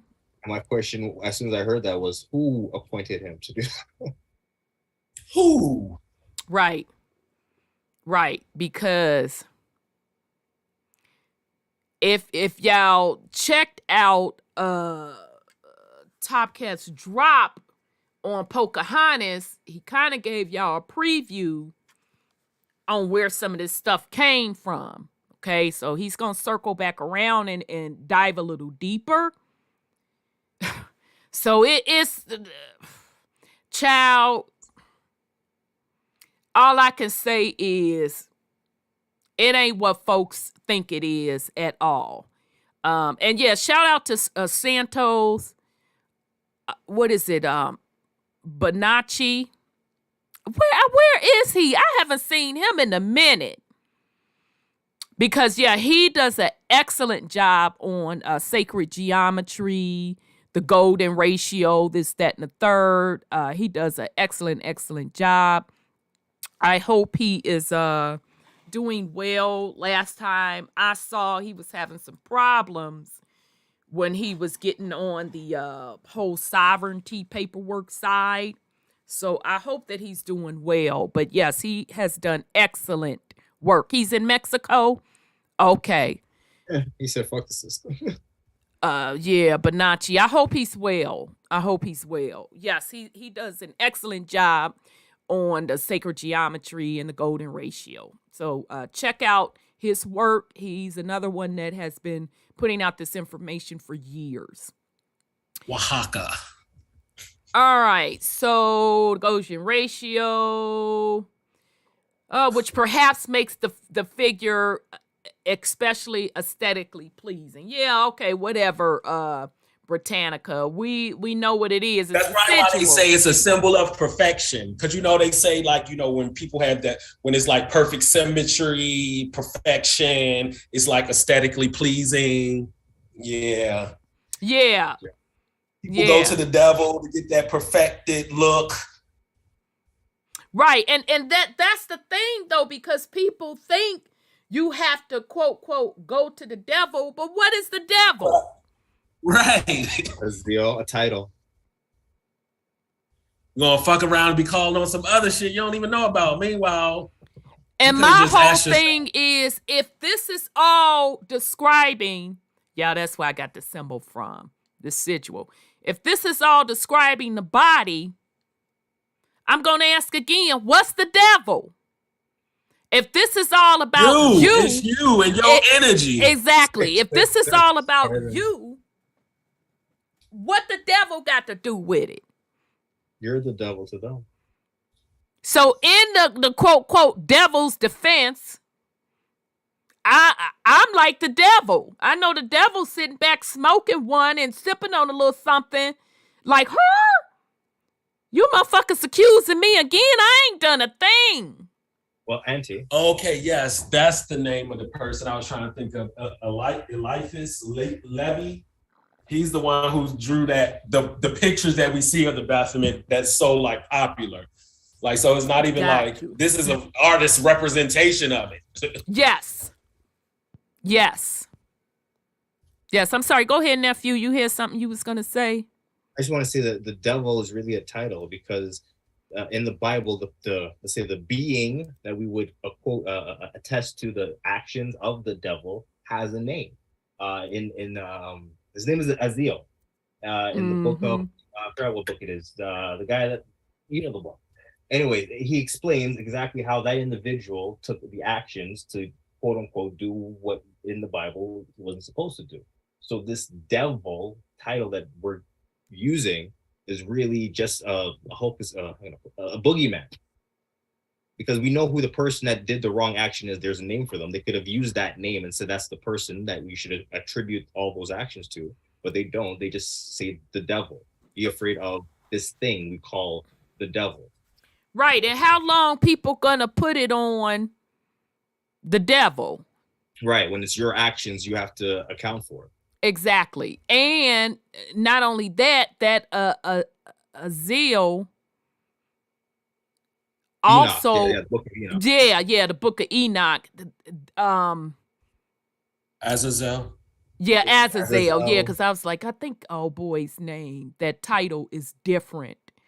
But yeah, that's what I was gonna say, nephew.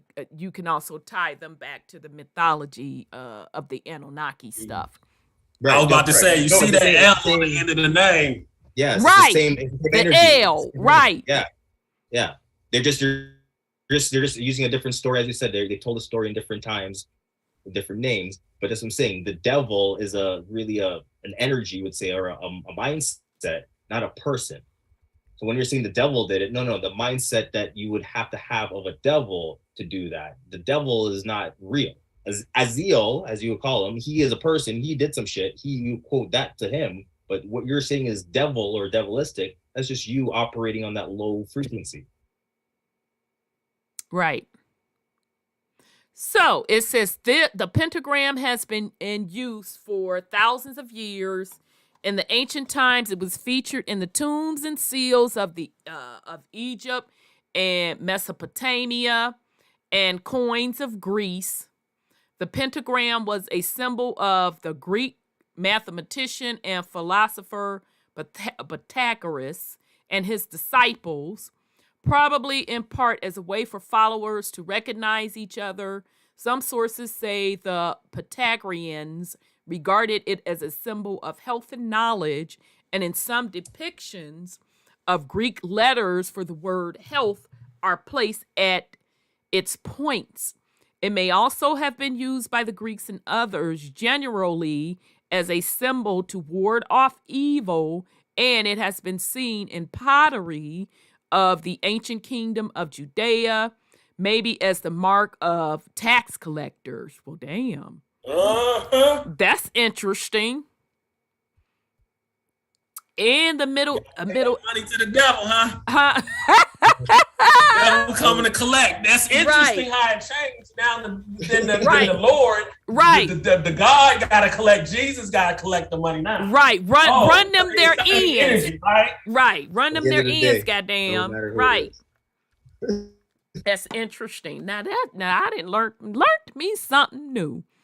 All right, so in the Middle Ages in Europe, pentagrams were used as a symbol of the 5 knightly virtues. In the poem Sir Gawain and the Green Knight, old boy wears a golden pentagram on both of his shawl and his shield as a mark of his virtue, loyalty, and kindness. Pentagrams were also used to defend against witches, evil spirits, and demons. All right, so let me see if I want to read the rest of this. And how it changed. Yeah, let's used see. Down to defend against. It was used to defend against them type of energies. Now it represents them type of energy. Right, make it make sense. All right, so in the 16th century, Heinrich Cornelius, I ain't trying to read the rest of that, published a version of the pentagram that symbolized man as a perfected work of God with head, hands, and feet. Oh, okay. Okay, so arm, leg, arm, head. Oh, okay then. Okay then. So, perfected work of God with head, hands, and feet representing the 5 points and symbols of the 5 known planets around them. The French occultist Eliphas Levi in the 19th century expanded on this concept with the tetragram. I never say that right. What is it? Tetragrammaton? Thank you. Tetragrammaton pentagram, which includes a variety of symbols that represents human existence. You know, what is Christianity? Christianity is teaching us that everything of magic, the devil, hell, and all that is bad. Right. But yet, here we are. They don't tell us that this is where we are. And we are the ones who ran this place before they even came here. Right. So what they did is came in and taught us, and I was looking at Superior Minds and Midnight Decipher. They made us believe that everything of these natures, these devils, Lucifer, whatever, is bad. Correct.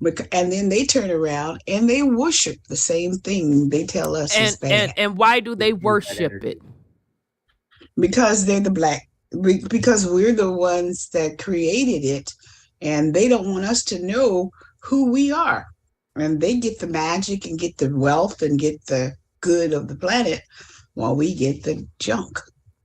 And they pretend that, we're bad people. But yet they worship the mother and son, the melanated mother and son. So and they still got go ahead. Natural laws. They can only use the energy within these natural laws. Exactly. Mm-hmm. So in other words, if you don't mind me just adding on to that, sis. Colonization. It's about where the real power is. I'm not, I didn't spend the past couple years going over all the stuff, the Black Sun and all the other stuff we went over. Shout out to Brother Odell. You know, we're all doing this for a purpose. We're showing you what the real power is. Okay? Right. This particular knowledge was definitely the high priestesses and priests understood this knowledge. Correct. Okay? Now, I'm finna keep it all the way funky and be real with it. Even with this stuff, quote, quote, now being available, a lot of us remembering it, you know, most people ain't gonna get it. They aren't gonna get it. No matter how you break this stuff down, they're still gonna say it's devil worship. They're still gonna run back to the Bible and different various religions. They're still going to run to stuff outside of self. And I'm going to keep this real. And this is going to, those that get it, get it. And that's okay. Because a lot are on the fence.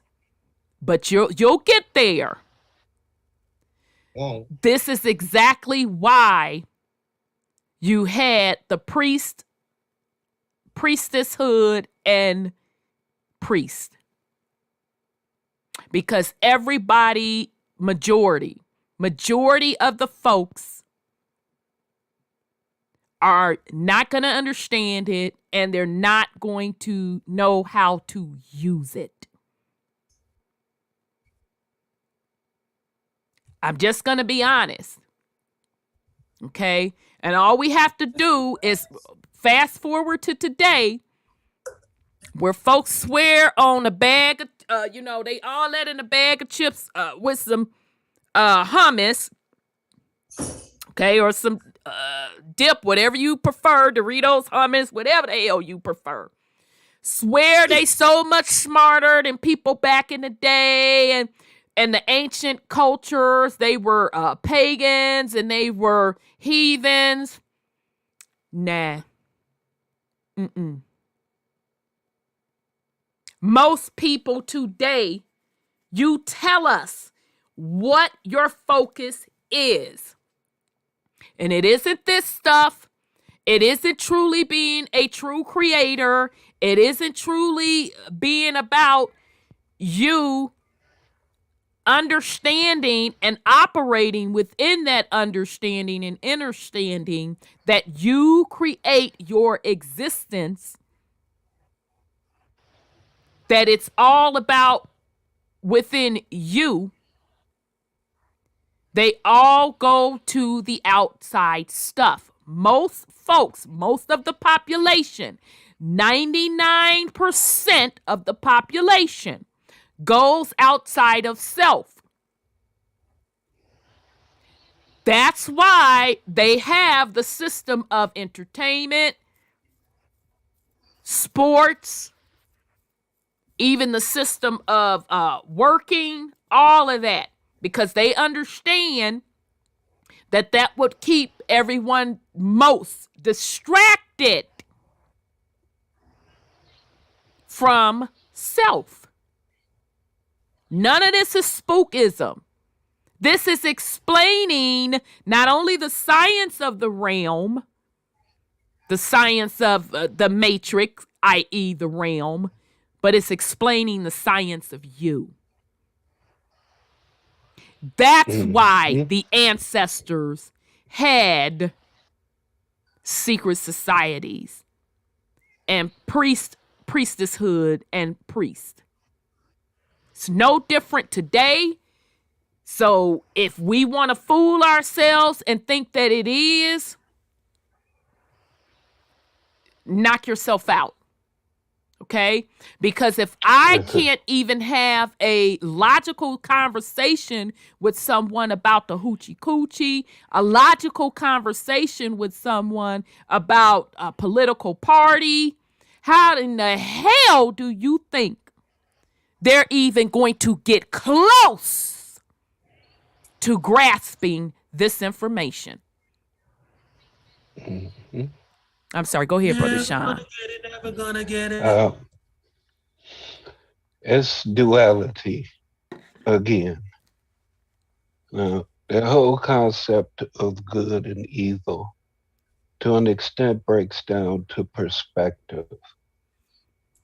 Like, let's say, for instance, I got a hammer, and I'm building a house with it or whatever. That's a good thing, right? But if I take said hammer and bust somebody upside the head with it, Energy. then all of a sudden that hammer is an evil thing. Come on with it, Brother Sean. And It's what all makes that about hammer an evil thing? my perspective. Right. And you It's- cause harm The to someone, energy right? you gave to it. Right. Because you took it and bust somebody in their head. Now, you know, if they came at you and you had to defend yourself. Intention. It's about intention. But they still gonna think that hammer is evil, That's a good point. regardless to what they did. Just like the G, the U, and the N's we was talking about. Correct? Same analogy. It's all about perspective. If they can scare you with energy just by putting some symbols on it that you don't understand, they got you. Ignorant. You're ignorant to yourself. Boy, And oh boy. they talk about you to you and scare you with About what you. you're capable. Yeah, about what you're capable of. Playing in your face. They tell you it's some old boogeyman. Well, The devil. all that's energy and its perspective and how it's being used. Now, if I set a motherfucker on fire, because What's going on here? Brother Sean, well, damn, he done bust somebody up in the head. Go ahead on. Go ahead on. So we Go want through that something. NPR, Brother Sean, back. You was so motherfucking smooth last week with it. But go ahead, Brother Sean. So now you done set somebody up on fire. Go ahead. Person's your motive. I got it. because you're fucking with my peoples. Yeah, okay, I can understand that. Now handle your business now. But to his family, what I did What's wrong? is wrong. True that. True that. So it's all about perspective. And when people begin to understand that and are actually able to apply that within the moment, without just going off of what some other motherfucker then said, then started over, or because of what you don't understand, why not just stop? Don't be so motherfucking quick to react. That's what get motherfuckers in trouble. Reacting. Yep. We're never proactive with shit. We ain't never learned how to diffuse a situation Yep. and fight on your own goddamn terms. Ooh, can you run that for the slow ones in the back? Shit. Diffuse a situation so that you can fight on your own terms. If motherfuckers supposed to be warriors, you're supposed to be smart enough to make sure that the situation is always to your advantage. Come on with it, goddamn. Yes. Motherfuckers keep thinking backwards, doing backwards as shit, and they know what to do. They just keep you on the defensive and keep you distracted. So you can't never formulate a plan and do anything because you're always reacting to shit. And they have information at least 100 years in advance that they know you already gonna come to.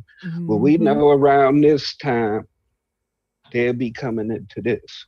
So we already got this in place for that. Exactly. Around this time, that's when they'll be coming into this. Because it's all a script. So they already know what's in the next motherfucking chapter. Exactly. They know what you gonna do because they've created the character that you are. They gave you the lines that you gonna speak, your whole thought, the way that you gonna be, way that you gonna carry yourself. Hey, goddamn. Because in the 70s and 80s, it was that, but mainly the 70s, that jive turkey talk.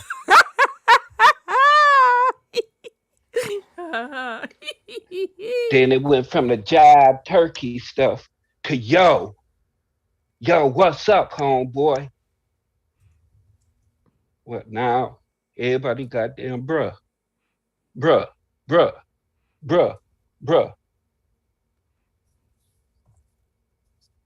Ain't nothing wrong with that term. I mean, the alphabet people ain't out to get rid of that like they are man and woman. Everybody can still be brother.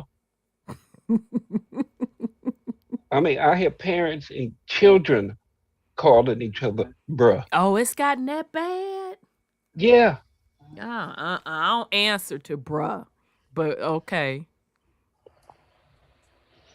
Wow. It's just... Yeah, even girlfriend and boyfriend, a boyfriend to call a girlfriend bruh. I just saw that. I'm like, interesting. So just fuck baby. I'll be like, nigga, what you say? I know you're talking to one of your homies, right? Because you can't be talking to me. You know, good day, miss. How you doing, lady? No, lady, ma'am. Brother Sean, this is Sandra. Remember? Lady, ma'am. Miss Lady. Right. Ain't none of that no more. Right. So just life is different. Just, bruh. Life is real different. Let me look around. Where one of your homies then rolled up in here? Hey, bro. I don't know how the hell that's loving. Just straight up, bruh. Not even my old lady. None of that. Just straight up, bruh. No. And they're working so hard to make those pronouns, different. And that's kind of interesting. My nerves is bad for that. I can't keep the fuck up. Not that I'm trying to disrespect anybody. Tell me what you want me to call you, Sweet Pea, and I'm gonna call you that and keep it moving. But shit, I ain't got time to be. Yeah, that's Southern, Sweet Pea. People, I done got so much free shit up here, up north, y'all, because it just be so natural. That's like a Southern thing. I'm like, okay, thank you, Sweet Pea. I done walked out with so much free shit, y'all. Last year, I rolled up. I ain't gonna name the place because I don't want to get people in trouble. I walked out the door, paid $30, and I had $150 worth of plants, y'all. My front porch was shining like a motherfucker. But, yeah, child, just tell me whatever you want me to call you, baby, and that's what I'm going to call you out of respect and keep it moving. Ooh. But don't ask. I'm gonna call you by your name. Don't ask Annie to remember no goddamn pronouns now, Sweet Pea. That I ain't fencing to do. My nerves is bad. I can't remember all that stuff. Shit. I'm calling you by your name. And that's fair. Yes, it's fair. I think it's fair. That's fair. That's fair, because I'm about tired of people sitting up here talking about people's motherfucking parts. I don't care. Those are your body parts. I don't want you talking up under my clothes. Y'all remember that back in the day. Don't be talking up under my motherfucking clothes. That's old school, y'all. We don't play that. Up under my clothes. Right. Don't be talking about my parts. Shit. People, mind your business. I don't care about your parts. I don't care what you do behind closed door in your bedroom. It's none of my business. People need to grow up. I don't care. Shit. Oh, God, that's funny. All right. So, all right. So it says, in addition to planetary and astrological symbols, this pentagram includes symbols of the 4 elements and Hebrew letters. The pentagram was also used by the Freemasons, who sometimes place the G in the center for Nasset. Y'all know what I'm trying to say. Generation, yeah. Generation and the Grand Architect. A history of, I'm sorry, go ahead. I was just saying, we just saw G in that genetic, that genome thing. The genome. And I added up, that's what I had paused. 7. I added up, because, yeah, the G is 7, but I added up the A, which is 1. I added up the C, which is 3. I added up the G, which is 7. I added up the T, which is 20, the U, which is 21, which adds up to 3. 2 plus 1 is 3. So when you add 7. all of those together, what's the reduced number, son Scotty? You just said it. 7. Exactly. 16 to 7. Exactly.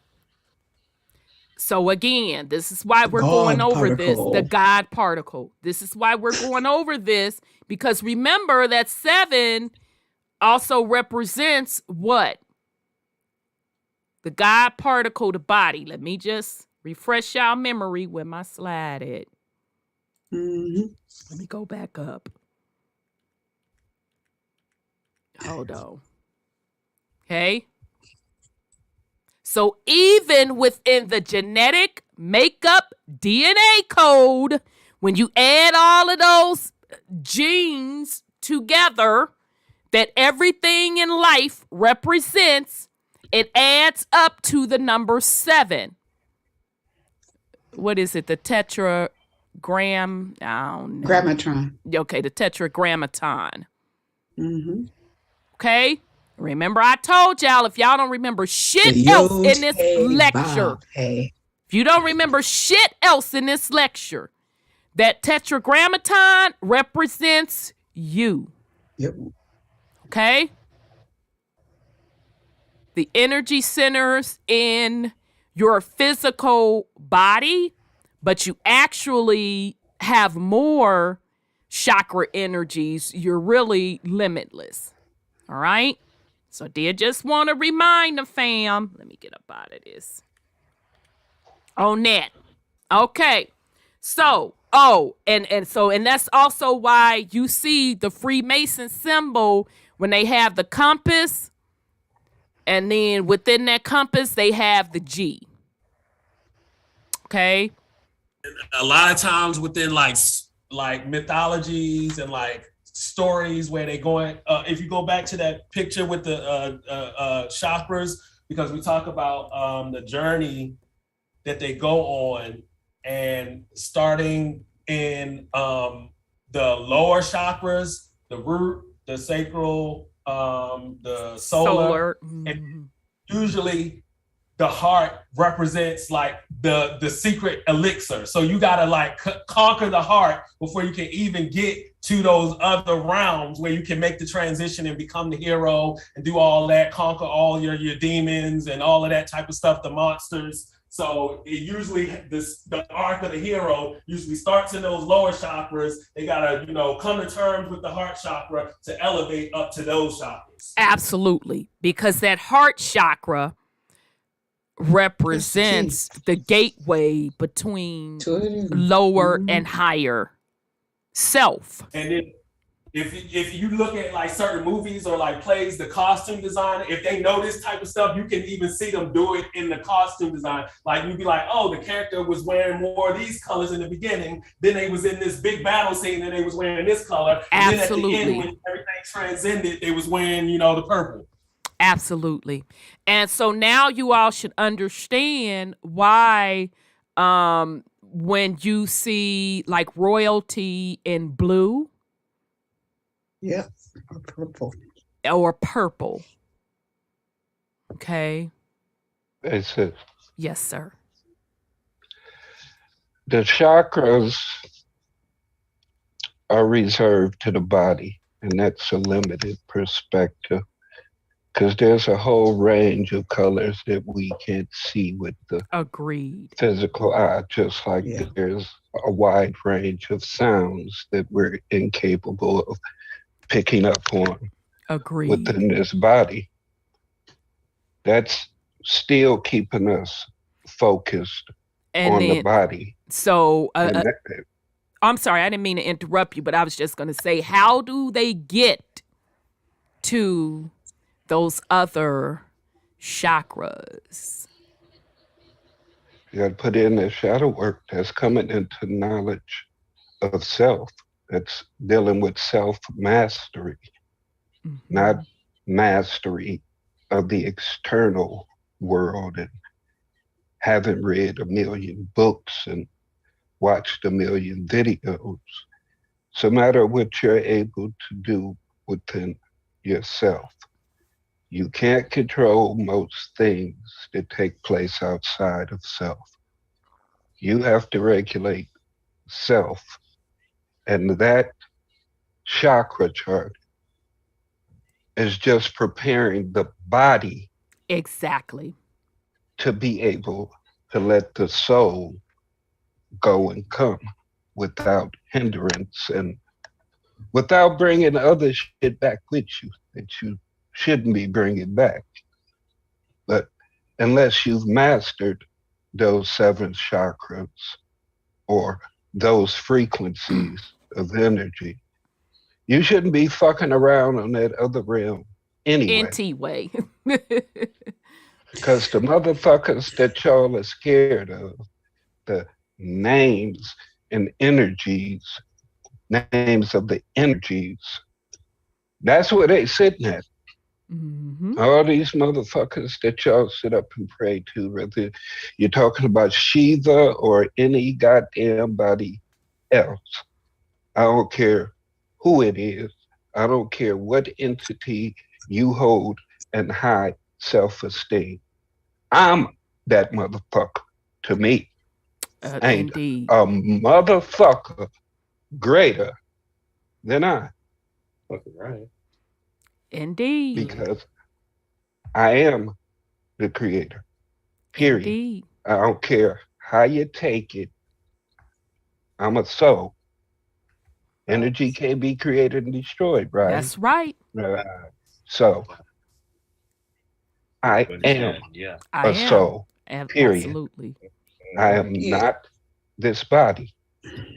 So I am that motherfucker. And if you don't feel that way about yourself, shame on you. Shame on you. Well, I'm never going to make myself think or feel that I am lesser than any motherfucker or anything. I don't give a fuck what book the motherfucker is written in, what titles they gave a motherfucker, what they said a motherfucker is responsible for creating or destroying. Fuck them. Fuck. Indeed. But I digress. Yeah, let me. I'm gonna have to do the simulated bomb because I don't want to have to. It's gonna cause me too much angst to go back. Bomb. All right. So you know, I'm sorry. Go ahead, sis.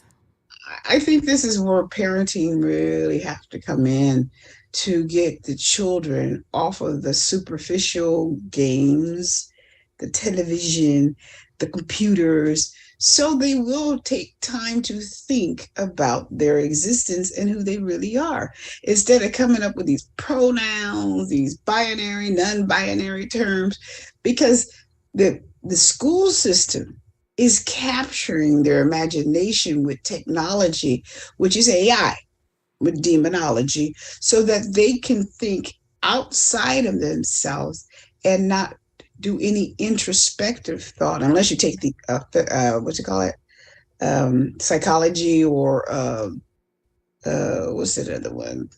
If the tree falls, so do you hear it? Yeah, so I know what you said. Our school systems are so bad for our children to tap into self, Brother Sean, and they don't know who they are. They think that they are objects and not the essence of life itself. Right. The gods. They think that the computers, the telephones, all of that stuff, the gaming, that's how they then stole our generations of children to their way of thinking, because they follow the leader, so to speak. The influencers. Mm-hmm. They're called influencers today. The influencers, yes, they go on. And so let me just interject, because I just said, and I'm not disagreeing with you, I just want us to keep it in perspective, and I want us to keep it real. Because if I, as a parent, oh yeah, for sure, if I haven't mastered this, how am I going to give something to my babies that I don't have? Philosophy. Yes, that's true. And that's the ticket that I was talking to my daughter. I said, what is this generation you guys got going on here that you're so lost into having to find yourself? You should know yourself by now. And she said they haven't figured out who they are. So NPCs. They don't know. And like again, the parents are for it. Let's keep it real here. We should now understand why there were priests, priestesses, and priesthoods. Mm-hmm. We should understand it now, because if folks aren't going to take the ownership of knowing thyself, it is what it is. And what the script of this realm have showed us, 99% of the people will not get this information. That's why I have been telling you all for years. I did not just wake up out of the bed and say this. I've been saying it for years for a reason. Now we're to the point where it should start to make sense. It only takes 1% to run this realm. I know what I'm talking about. Yeah. So I'm not trying to be mean. I'm not trying to be cruel. But it is what it is. Either you get it or you don't. This is a frequency thing. Yeah. Everyone has the opportunity in this realm to tune in. Everyone has the opportunity. What frequency are you tuning into? Again, this is why there are priesthoods and priestesses hood. 1% of the people in this realm gets this information, utilize this information. We have to keep it real. If I can't have a conversation with people logically about the hoochie coochie and politics, how it's all bullshit, there's no way they're going to pick this up. You still have people that want to windmill you on Jesus them, Buddha them, Allah them, and then turn around and get an attitude with you when you say, what the fuck do that have to do with me and mine? We have to be honest. And when you're operating in that 1% realm, You get it. This is not for everybody. It's not their calling. I'm going to run that for the slow ones in the back so we can be clear. Because this is grad school. I ain't got time to be fucking around in kindergarten. My country ass, not kindergarten. Kindergarten. I ain't got time to be fucking around in kindergarten and elementary. This is grad school. I'm talking to the 1%. I'm not concerned about what the 99% is going to do. They got to catch up. Yeah. They got a few more cycles in a lower density realm to get to the point to master self. I'm not fucking concerned with them. And when you moving in the 1% realm, you concerned about 1% shit. Let me run that for the slow ones in the back. When you're moving in the 1% realm and frequency, you're concerned about 1% shit. Not what the 99% is doing. That's a fact. Because it gets frustrating to me when I got to turn around and break down stuff at kindergarten level. So let's be clear. When I say you're not supposed to be on the board, I've been telling you all you're supposed to be at the 1% level. You're supposed to be above that motherfucker. And she said what she said. Hey, brother. All right. So Hey, buddy. all right. And y'all gonna keep hearing me bring that up for that purpose? Yes, sir. One of the traps that people fall into is with so-called family. Like we said, Well, we ain't gonna talk about that. It begins at home. Yeah, it does. Blood in, blood out. Knowing the nature of this realm and way that this shit has been set up. How do you know for sure which one of these so-called family members is actually a test or a fucking distraction or a trap for your ass to come back here? That I would agree on. Look how many people wind up getting in trouble or exiting this realm, dealing with a no good motherfucker in the family. Come on with it now. Mm-hmm. How many times have a motherfucker brought bullshit home and a motherfucker come shoot up the house and everybody get hit but that motherfucker? Mm-hmm. You gotta learn when to cut motherfuckers loose, whether it's so-called family Agreed. or not. Agreed. 'Cause That's them the hardest first, one. Them the first motherfuckers that's gonna get you. Yeah, they make it hard like that. You have to choose between your soul and the skin suit you done got attached to. Whether that skin suit has done anything beneficial for you or not. Just the fact that y'all came out the same womb or in the same bloodline, you figure you owe a motherfucker something. No, you don't. You here for you. Mm-hmm. You here for your soul. Motherfuckers can keep coming back for other motherfuckers. Motherfuckers can keep willingly dying, so to speak, or willingly reincarnating because of the way that they left here. Right.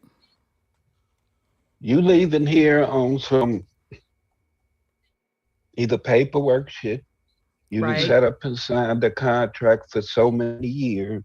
Mhm. You know, whether we talking about with a house or whatever, 30-year mortgage, whatever you sign Mhm. has time limits on it. And if you exit before honoring that contract, you got to come back and fulfill it. Yep. And along the way, you're incurring new debt. Come You're on with it signing now. new contracts. So that just keep you coming back and back and back again. That's why motherfuckers give you extended credit. They know that you fucked up and can't pay it. At least not with fiat. Right. But the whole time that shit is on your mind, just knowing that you owe a motherfucker, you constantly thinking about that. And that's constantly giving that motherfucker your energy. Sorry. You sitting up focused on what you allegedly and supposedly owe. So you can never enjoy the present moment because you're always looking to settle something Right. from the past. But you never get to settle it, not in the present moment. You're too busy in the past. And by the time you catch up to the present moment that you think is the future, it's still the past because you still stuck with that same debt. Right. If time is an illusion, the only thing that's important is the present moment. Why keep getting in debt? If you say you tired of this system and you want this system gone, why participate in the one thing that keeps it going? Right. Debt. It's a debt system. Without debt, this shit is gone. But and that's on all levels is what he's talking Mm. about. All levels, let's be clear that he's talking about. I'm sorry, go ahead, Brother Sean. But is it lawful debt? Are these fraudulent contracts? Ooh. If they're fraudulent contracts, what makes you think you have to honor them? You don't. Why keep putting your energy into something that's fraudulent instead of taking that as an opportunity to do something completely different? Right. If you know that these contracts are fraudulent and everything is by consent, why consent to be held to fraudulent debt? But I digress. No, very good point. I'm just gonna real quick because I just want to touch just a little bit more on family because I know a lot of us that rock with this particular information. Just from my own personal experience and just chopping it up with other folks and becoming really close with other folks that we aren't blood related, but we're definitely soul family for sure. We have the same journey. And that family card is the hardest one. It's the hardest one. None of us are exempt, okay? And I am willing to bet that most of us that's listening to this type of information that is resonating with you, you are probably labeled the black sheep of the family. But yet, you the motherfucker they call when something jump off. I don't even want to call this. Okay? And like Sis Nonya said, they call you for help. You help them out and they don't change no matter how old they are. Okay? So that family thing, absolutely. It can absolutely be a trapping of your soul. So that's something that all of us individually have to put in perspective. Okay. Now, me personally, that was the largest battle for me. Okay.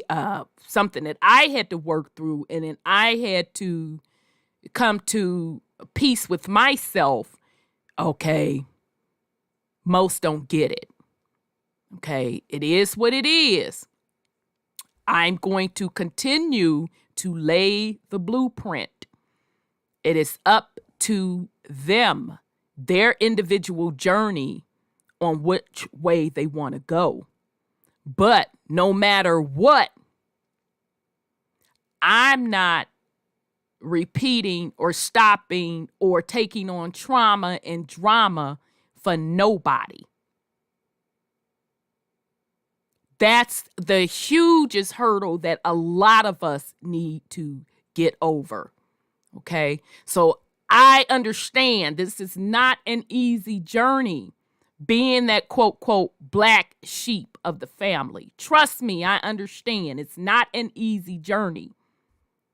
But please enter and understand. You don't have to trap your spirit and your soul because your blood family hasn't gotten it together. All right? You just so happen to be that black sheep that came through the particular bloodline to show them you're the priestess and the priesthood of the family. You're the 1% of the family. That one of the family that gets it. Okay? You're going to lay the groundwork for them in this realm. You're giving them the blueprint. Now, whether or not they want to use it is up to them. Okay? But each and every one of us are going to go through the journey of reconciling with their family. Now, I am going to say this, and I want to be clear. That does not mean you get to walk away from any responsibility that you have a contract with regarding your family. Let's be clear.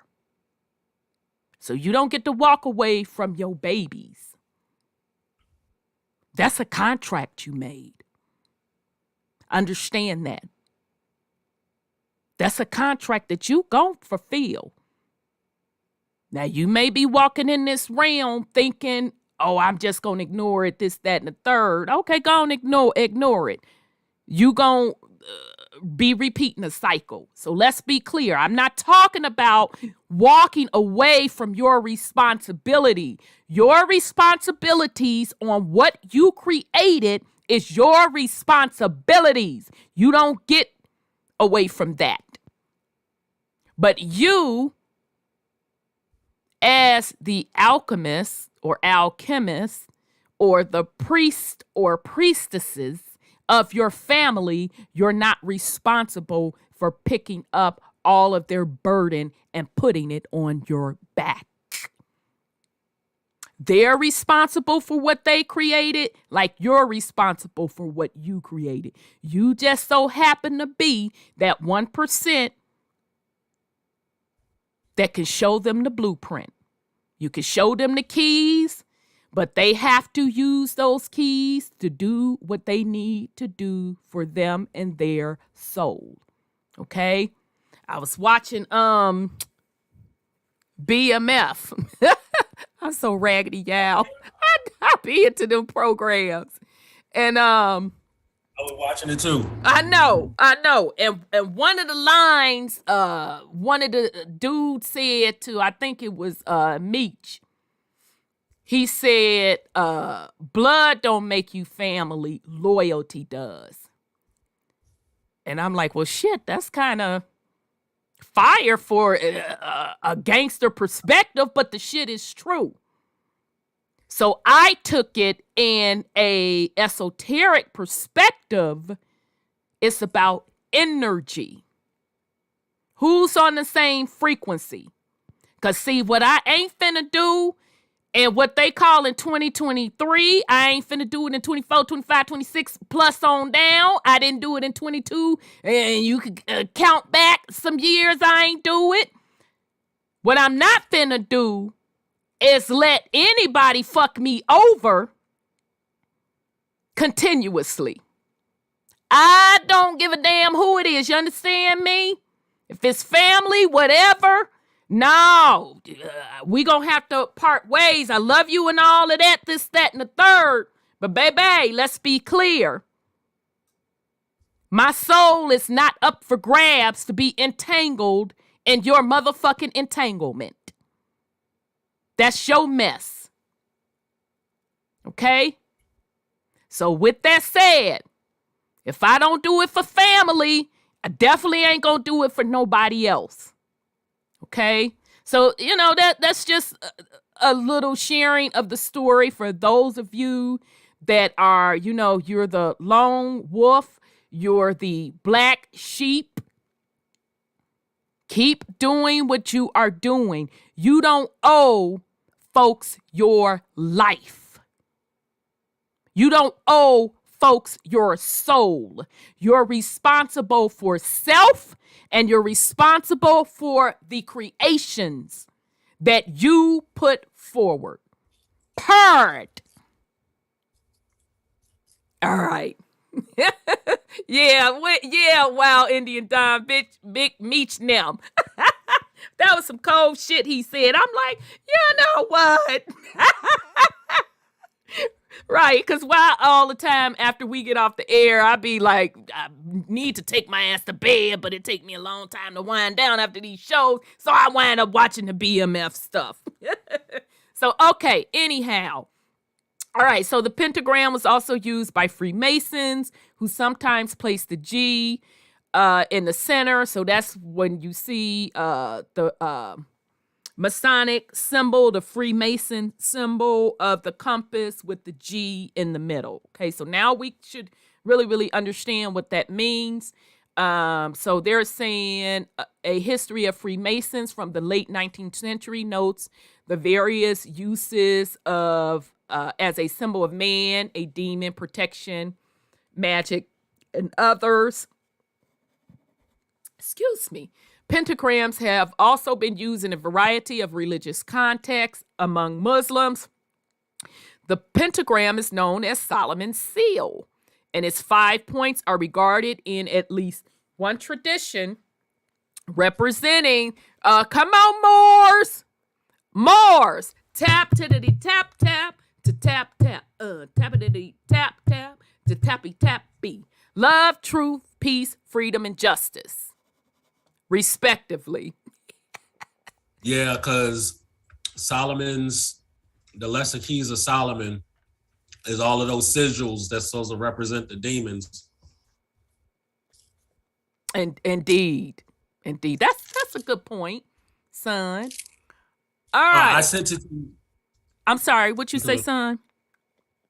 Oh no, I was saying when we get to it, because it ties into these symbols and stuff, and like in the Bible and like Solomon and Muslims and stuff, it's supposed to be like the books of magic and stuff and demons and how you can conjure these demons. And it's like the 72 Goetia and whatnot. But then it also has, all of them have like sigil representations of them. That makes sense. It makes sense. I'm sorry, did somebody have something? Okay, no. Okay, so it is also the official symbol of the Baha'i, y'all know what that is, Baha'i faith, though not its most prevalent. So it is sometimes called the Hakel, which means temple or body in Arabic. Now that's interesting. So even in one thing I could say about the Arabic language, it is absolutely excellent in breaking stuff down from an etymology perspective. So in Arabic, this 5-pointed star represents body, which we already done said. Okay. So among Christians, it has symbolized the 5 wounds of Christ, his hands, and feet punctured by the crucifixion and his side pierced by a soldier's spear, as well as the Star of Bethlehem and Christ himself. In modern times, the pentagram is most often associated with neo-pagan religions, especially Wicca. It is often depicted enclosed in a circle, a symbol known as the pentacle. Yep. In these traditions, the 5 points often represents the 5 elements of air, fire, water, earth, and spirit. For Wiccans, the pentagram may also symbolize masculine and feminine, or the triple goddess, 3 points, and the horn gods, 2 points. Okay, so when I think of the horn gods as the Baphomet, okay, two points. Many neo-pagans consider that's a good point. Pan, yes. Yeah, because you were literally about to say pagan, and that's Pan, the neo-pagans, they be getting into that Pan mythology. Okay. And we are in a pandemic, causing a panic. Interesting. Many neo-pagans consider the pentagram a symbol of protection and may be used to invoke or banish spirits. The pentacle is the approved symbol of the Wiccan faith to be used on headstone and government cemeteries. Sometimes inverted figure of the pentagram with 2 points facing upwards and 1 point facing down is associated with negative or black magic and devil worship. Indeed, the inverted pentagram figures in the sigil, you did a good job, Britannica. You really did a good job with this.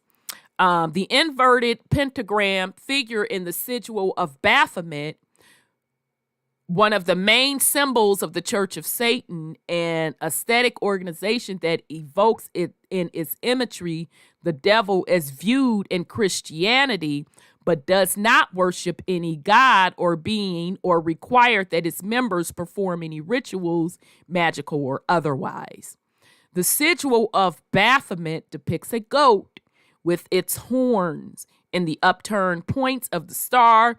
This likely stems from the 19th century European revival of the occult studies, during which time it was held that a pentagram with 1 point facing upwards symbolized ascendance, God, and supremacy of the spirit, and a pentagram with 1 point facing downwards symbolized Satan, infernalism, everlasting torment, and descent of the spirit, or as above, so below. But anyhow, this is perhaps why in Wicca the pentagram is most often depicted with 1 point facing upwards. Okay. Did we talk this up or what? Look at that. Didn't we show that Shiva and that Beyonce stuff? Okay, so great job. I'm sorry, go ahead, sis, because I'm going to jump to the other point that I want to As you were talking, Aleister Crowley kept coming to my mind. You want to talk a little bit about him, sis? Who is he? Aleister Crowley is related to Bush. I think his father-in-law on his mother, Barbara Bush's side or something, but they came from England and all this kind of stuff, Great Britain. And the Moors kind of used some of his data. Yes. He had a demon that, I forget his name, the demon, who would show him. The Keys of Solomon and the Goetia. That's what I was talking about earlier. Yes. The Moors and stuff use that science, that same occult science that Aleister Crowley is known for. And you'll see it a lot too in like the tarot cards and stuff like that. The symbology of the demonology behind all of the symbols. Yeah. And he had books on that stuff. That's when that Scientology kind of like took its roots via Aleister Crowley's stuff. And a lot of these movie stars, huh? Go ahead. Oh no, I said and Helena Blavatsky. Oh yeah. Yep. And a lot of these movie stars, you know, with that Scientology stuff, is following some of the principles that Aleister Crowley set up. He has books on it. I have his books, but I never read it. So let's be clear. Aleister Crowley didn't come up with a goddamn thing. No, he didn't. Yeah. I know you're not saying that. I want the family to be clear of that. He didn't come up with shit. Okay? He was just copying, yeah. Now, I can't remember who said it. I don't know if it was Phil Valentine that said it or if it was Bobby Hemmett that said it. It was on one of those 1990 bills back in the 90s. Bill that they did that I saw on YouTube. And it could have been Brother Panic too. I can't remember which brother said it. But he didn't come up with that stuff. And as a matter of fact, one of those brothers said that he had to tell his followers, his behind the scenes followers that were trying to pull off those rituals to stop because they were going crazy. Because they didn't. Them motherfuckers eating shit and doing all kinds of they didn't know how to use it. Yeah, they didn't know how to use it, so they were going crazy. So he had to tell them to stop. So I want the family to be clear. He didn't come up with it, and neither did the Blavatsky lady come up with it. This stuff is just ancient. It's just the knowledge of the planet, to be honest.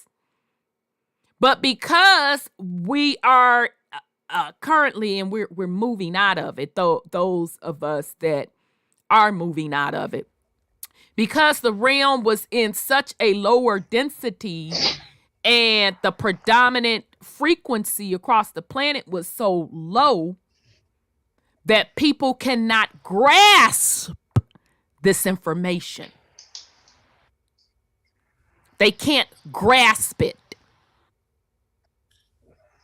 So, and especially when they coming from a philosophy of doing everything backwards and opposite and negative and against nature, of course you're going to wind up fucking crazy in this round doing that. Right. I'm sorry. Go ahead, Brother Sean. The other day I saw an Aleister Crowley video where he was actually talking about magnetism, Earth's magnetic pole, etc., etc. Mm-hmm. They know what the real deal is. And it's only certain stuff that's presented to everybody to have everybody thinking a certain way. Agreed. No, he didn't come up with nothing. But he was privileged. Just because of his bloodline, he had access to certain information. And a lot of what he learned from melanated people. Agreed. I don't know why people be thinking that they be sitting up in some little room somewhere and come up with this stuff on their own. Right. You have to realize that during all this time, even now, to this very moment, these motherfuckers is digging up shit, still trying to decipher shit that they found years ago, etc., etc. So ain't nothing they coming out with new. They just not starting to figure shit out. Agreed. Or they having our people figure the shit out. That's why they taking our children and put them in that, what's that school, that Mensa program or whatever it is, where you're taking the brightest kids and having them do this, that, or the other. We don't know what it is that they got two children working on. What type of programs they have them writing. Right. What type of codes are being broken by those children simply because of what's in their DNA. These motherfuckers ain't responsible for shit. Thing is, you have to tap within you. You have to figure out what the fuck it is you supposed to be doing, what part you play in all this. And the main thing you trying to figure out is how to get the fuck out of here. Because everything else that ties you back to here is bullshit. It's been hijacked, remember? Colonized, terraformed. It's infested with parasites, etc., etc. Indeed. Okay. Yep. Nope. Good. Okay. So let's get into the Baphomet, the Britannicas little breakdown. They did a good job on the Pentacle, I must say. All right. So the Baphomet invented pagan Gnostic idol or deity that the Templars were accused of worshiping, and that was later embraced by various occult and mystical writers. The first known mention of Baphomet was in a letter written in 1098 by Anselm of, Rebamont, describing the siege of Antioch during the First Crusade. Anselm stated that the Turks called loudly upon Baphomet. Most scholars believe that the word refers to Muhammad, the founder of Islam. In 1307, okay, but we should know that ain't what they meant, right? We should know that they wasn't talking about no Muhammad. But let's continue. In 1307, Philip, what is that, the fourth? Shit, these Roman numerals. I think that's the fourth. France had every Templar in France arrested, accusing them of such heretic acts as adulterous worship of a of a bearded male head called Baphomet. By the 19th century, Freemasons had also been falsely said to worship Baphomet. In the book, Aleister Crowley is next, so now we're going to go into him. God doggone it. See how stuff works. In his book, Dogme et Ritual de la Haute Magic, 1861, Transcendental Magic, its doctrine and in rituals, the influential French occultist Eliphas Levi created the Baphomet that has become a recognized occult icon. The book's front piece was drawing of Baphomet image of a Sabbatic goat, a hermaphrodite winged human figure with the head and feet of a goat that is adorned with numerous esoteric symbols. Okay, so shout out to Brother Bobby Hemmett out of South Kakalaki. He's the first one that broke that down. Okay. Levi describes the meaning of each element of the drawing, which is defined by its profound and pervasive duality. British occultist Aleister Crowley also adopted Baphomet, notably in Gnostic Mass. More recently, the Satanic Temple commissioned a statue of Baphomet, which was unveiled in 2015 and then moved to various places as a protest against displays of Ten Commandments monument in public spaces. All right, so they did a decent job with the Baphomet, but since we here, let's go into Aleister Crowley's ass. Okay, so Aleister Crowley, original name Edward Alexander Crowley. Okay, so he was born in 1875, left up out of here, 1947. British occultist, writer, and mountaineer who was a practitioner of magic, as he spelled it, and called himself the Beast, 666. Oh, he must have been a blood. So what's 666 if you add those up? Because that really means couple things.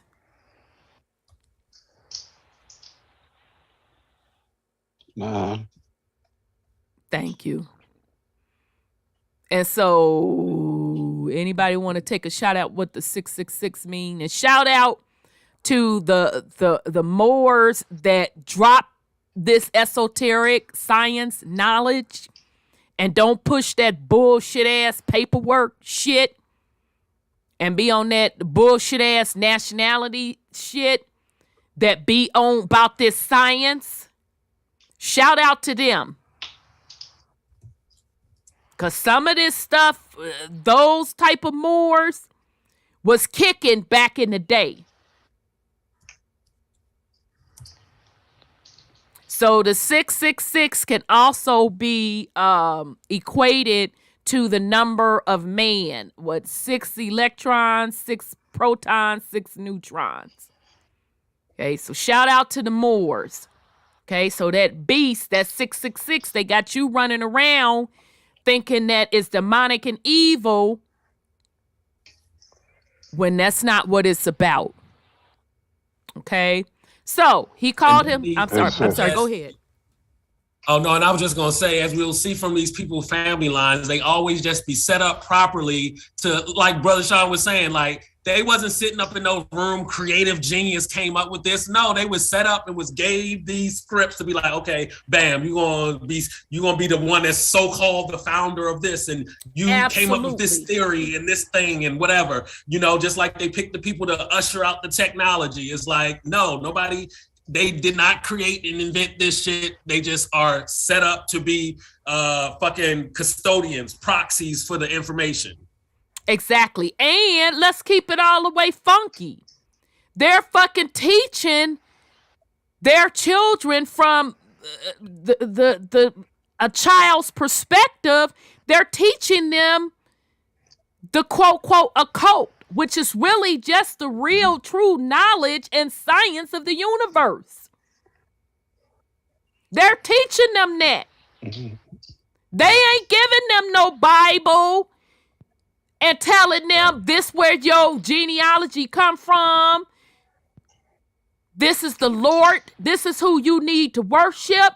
They're not teaching their babies that. They're teaching them babies to be rulers. They're teaching them babies to be that 1%. The code. So that's a very good point, son Scotty. Yes, sir. If you think about it, though, especially esoterically speaking, 666 is the number of the beast because it's this physical body in which it's talking about. And if you think about it, the fact that we have to survive or for taking the life of other things, we are that beast. In the flesh is where we commit the greatest atrocities. It's where we defile ourselves. And that's soul form and that's spiritual form. We don't get to do these things. The body is the beast. Mm. It does things contrary to the soul.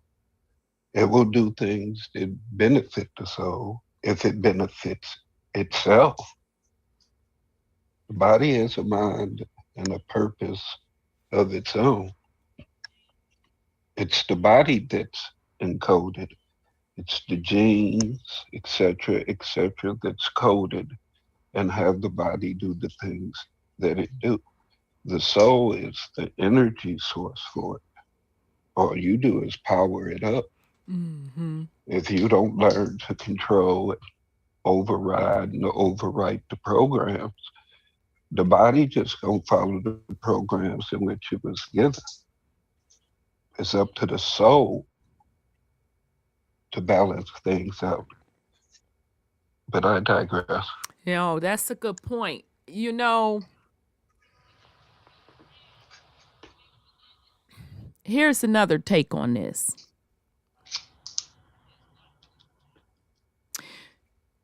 Hopefully, you understand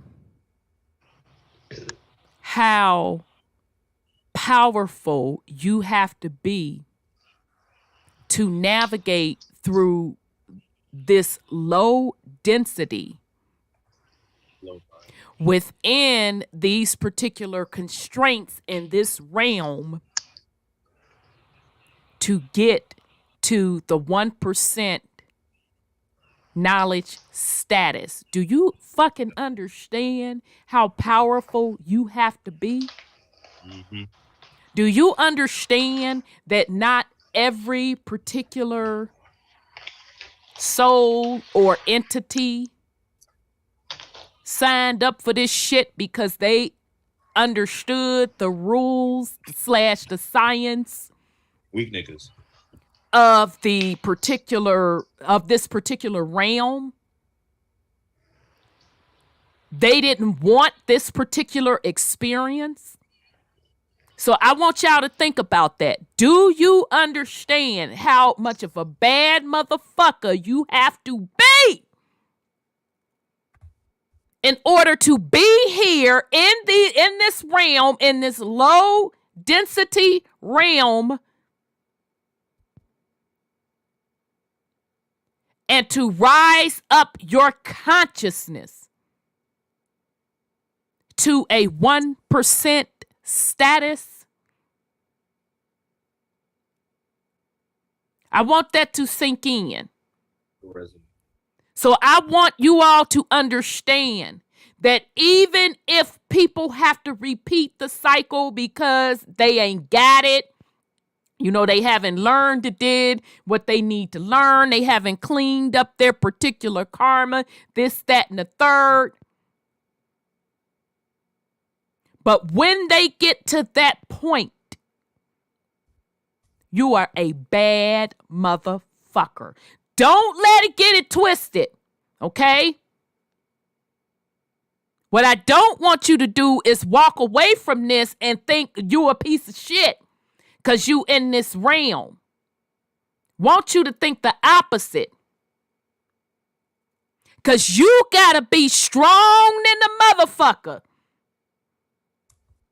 to come out of this jungle, baby, on top at a 1% consciousness level. So I don't give a fuck what nobody allegedly and supposedly said, what somebody didn't allegedly and supposedly overrode, because motherfucker, throughout all of that, I was able to rise up my consciousness. That's what I want you all to see. I want you to understand that even with this knowledge being, quote, quote, hidden, forgotten, or stripped from you as you recycle back in this realm, memory being wiped out, for you to even still get to this level, to ingest this information, to rise up to this 1%, don't you ever let a motherfucker tell you what you ain't. Wish you would. You supposed to be walking around this bitch like you the shit because you are. Facts. All right, let's continue. All right. So he was denounced in his own time for his decadent lifestyle and had few followers, but he became a cult figure after his death. Crawley's father was an heir to a brewing fortune who became an evangelist for the Plymouth Brethren, a nonconformist religious denomination. The younger Crawley, however, formed an aversion to Christianity early in his life. All right, so you know this the bullshit-ass backstory that they're giving you. Yeah, nigga, you ain't fooling me, bruh. Somebody handed you the script and you was taught as a youngin' these particular occult sciences. All right? As a student at Trinity College, University of Cambridge, he began to use the name Alistair and gained a reputation for skill at chess. In 1898, he left the university without taking a degree. His own inheritance left him free to travel widely and to arrange the publications for his writings. So again, you a bad motherfucker. Ain't nobody left me no motherfucking inheritance. Shit. Right. They always get left the inheritance. Be like, oh yeah, they pulled themselves up by the bootstraps. You ain't pulled yourself up by a motherfucking thing. Ain't nobody left no motherfucking inheritance. Ain't nobody gave me no motherfucking blueprint. I had to go get it from the higher realms and ancestors. So that's why I can sit here and talk my shit and say what I say and do what the fuck I do. Because it's self-made. But let's continue. His first book of poetry appeared in 1898 and numerous books followed. As a mountaineer, Crawley honed his skills on cliffs in Great Britain before taking part in pioneering attempts to climb Earth's second and third highest mountains. Oh, yeah, whatever the hell. So basically, he was able to kick it. He ain't have to worry about no motherfucking bills. None of that. Going to a motherfucking 9 to 5. None of that. So all he had to worry about was learning these occult sciences and practicing it. So who's the bad motherfucker? The one that had to go get it themselves or the one that it was handed to? So a bitch can't tell me nothing about what somebody gonna allegedly and supposedly do to me or how I'm trapped. All right. So it's saying the K2 expedition of 1902 reached an elevation of 18,600 square feet. While the expedition 3 years later was marred by tragedy when 4 of Crawley's fellow climbers were killed in an avalanche. It was said that Crawley, who had advised them against taking the fatal route, ignored cries for help from the survivors of the accident. Well, damn.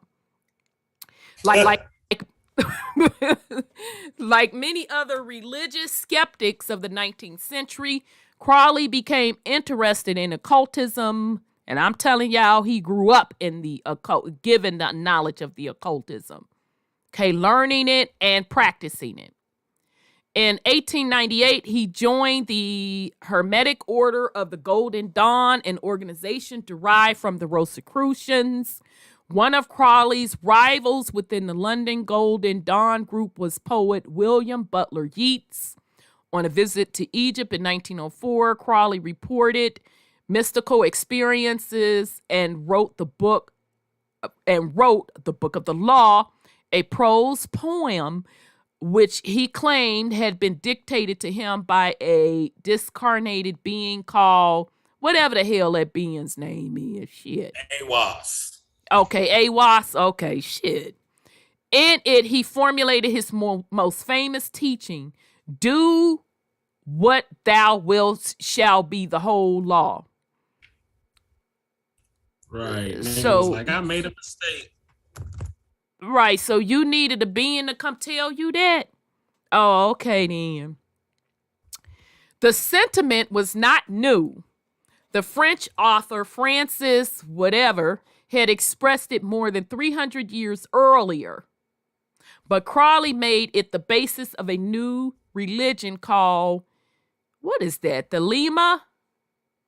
The Lema being the word for will. The Book of Law was accepted as scripture by the Odo Templi Orientis, I'm probably butchering that, a mystical group of German origins.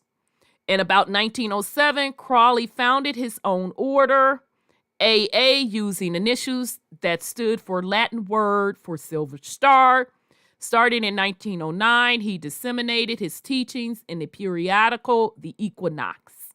His assistant in the early years of the endeavor was J.F.C. Fuller, later a well-known military strategist and historian.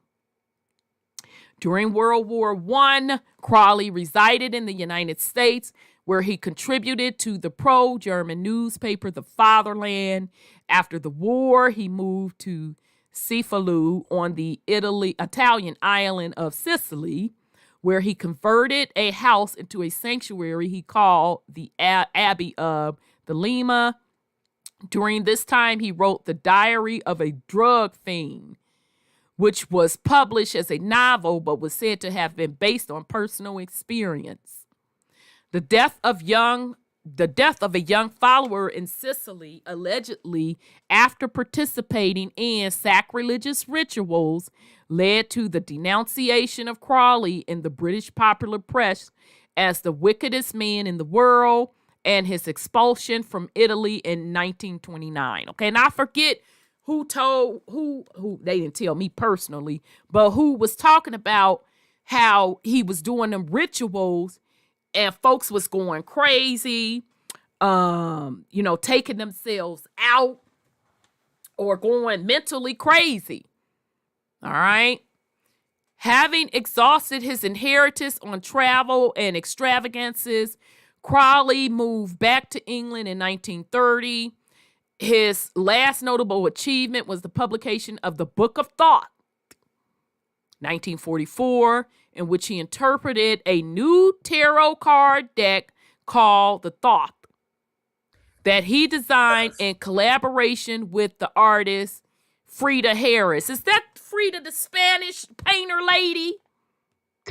No. Oh, okay, that's somebody else. You said he was living in Thelema. There's a well, that's the religious group religion he created, right? Yeah. Isn't there a miracle of the Lady of Thelema that people go and worship for wellness all the time in that area? I don't know, sis. You would know more than me. Yeah. They have this angel of the Lady of Thelema. It's more Catholic oriented, but they go and worship her because she tells them their fortune. So if he was there, he probably left his demons there, but you know what I'm saying. So they obviously call this lady Thelema because of the fact it was there in that area. There's a fountain or something that she comes to yearly or 10 years, and they see her, and she materializes. May have been one of those people that had died that he in that avalanche and stuff. I don't know, but I heard about her, the Lady of Thelema. I don't know if anybody else has, but yeah, I'm trying to look old girl up. Now this is interesting. Wait a minute. Hold up. Wait a minute. Let me see here. If she comes up in here, because so far it only links it to no, you're right. Guess what old girl's linked to, y'all? Child. Who? She's linked to a Babylonian goddess. So that's what they be saying. That's funny. Very good, Sis Sandra. Very, very good catch. It's saying that and I'm on my other computer, y'all. It's saying, what the hell is it saying? God doggone it. This thing, look, computer, don't start with me because I didn't brought this up. Shoot, I'm not in the mood. I'm trying to just give y'all a synopsis of what it's saying. I see something. Okay, you want to read it, son? Well, I just see Babylon, also known as the Scarlet Woman, the Great Mother of Abominations, is the goddess found in the occult system of Thelema. Yeah. That's it. Okay, and then I see okay, it still says here the past decade has seen growing academic attention devoted to Aleister Crowley. Da da da da. Let me see. Influence. Da da da da. Da da da da. Eloquent blood. Post-act. You know, the Catholics is the Babylonian religion anyway. Didn't they start all of that?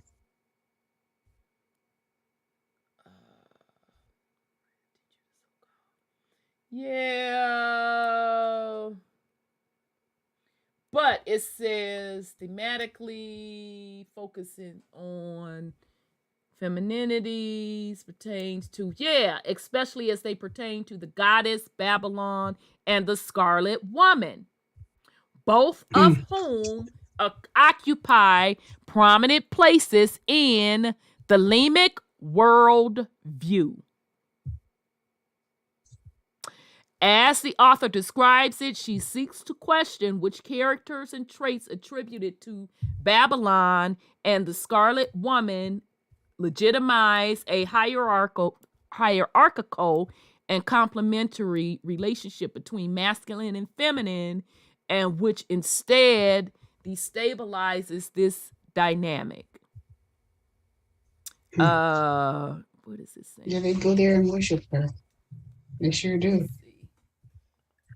And it's funny too, because the Scarlet Woman, they say, was also applied as a derogatory reference to the Roman Catholic Church. Right. And it was regarded that way because they was devoted to showy rituals. Interesting. That's a great catch, sis. Thank you for that. That's really, really interesting. Okay, so it's kind of the representation of a Babylonian goddess. Mm-hmm. And the Catholic Church very interesting. does that every year, whatever they go to worship. Unholy Trinity, Tammuz, Nimrod, Semiramis. Oh, that's Babylonian. Mm-hmm. Interesting. Hey, sis. Yes, sir. But how we just gonna brush past the fact that he wrote the Book of Thoth? Ooh, now you know what, Brother Sean? Go ahead on and talk about it now. I see all these Kemetic and all these African going people going on about Thoth. And the one guy that they think is a demon, or a lot of people think is a demon, is the one responsible for writing it. Ain't that a mess? And Wikipedia says it's a fictional book. The fictional book of Thoth appears in an ancient Egyptian short story from the Ptolemaic period. Mm-hmm. So we can't make this shit up. Yes, Babylon is Sumerian. Absolutely. Okay, so to round off, Crawley died in poverty and obscurity in an English rooming house in 1947. But after his death, he became a figure of fascination in popular culture. The Beatles put his picture on the Sgt. Pepper's Lonely Hearts Club Band album cover. Led Zeppelin's guitarist Jimmy Page purchased a house previously owned by Crawley near Loch Ness in Scotland. Okay, so great job on that. Yes, because the Ptolemaic period, that's what I wanted to bring up too, because then you have all of these so-called white European people going to Egypt to the mystery schools, and then, the Ptolemaic period was supposedly when, the white Egyptian people supposedly came in. So they is still going to the melanated source to get this so-called occult science. Agreed. All of that part, son Scotty. All of that part. And again, I find it interesting, and I know some people get their draws and their pennies in a bunch when I point out the specific energy that they're standing up these quote, quote, religions on, these secret societies on. They standing it up on feminine energy. Okay? And they're doing that because of the particular realm. Okay? And then somebody said in the chat earlier, and I was like, oh yeah, that is, and I can see how that is, how so like the 5-pointed, the pentagram kind of can be representative. If we're looking at it in terms of like the genders, the 5-pointed one is the woman, and then the 6-pointed one would be the male, because it got the like, you know, point in the middle or whatnot. Mm-hmm. That's interesting. That's really interesting. Okay. About that. Okay, that's a great point. Okay, we talked about the flower. Let me get back to where we were. Did we go over this? Damn it. Oh, there we go. See that, son, Scotty? Flower of Life, 5 and 6-point star. Yes.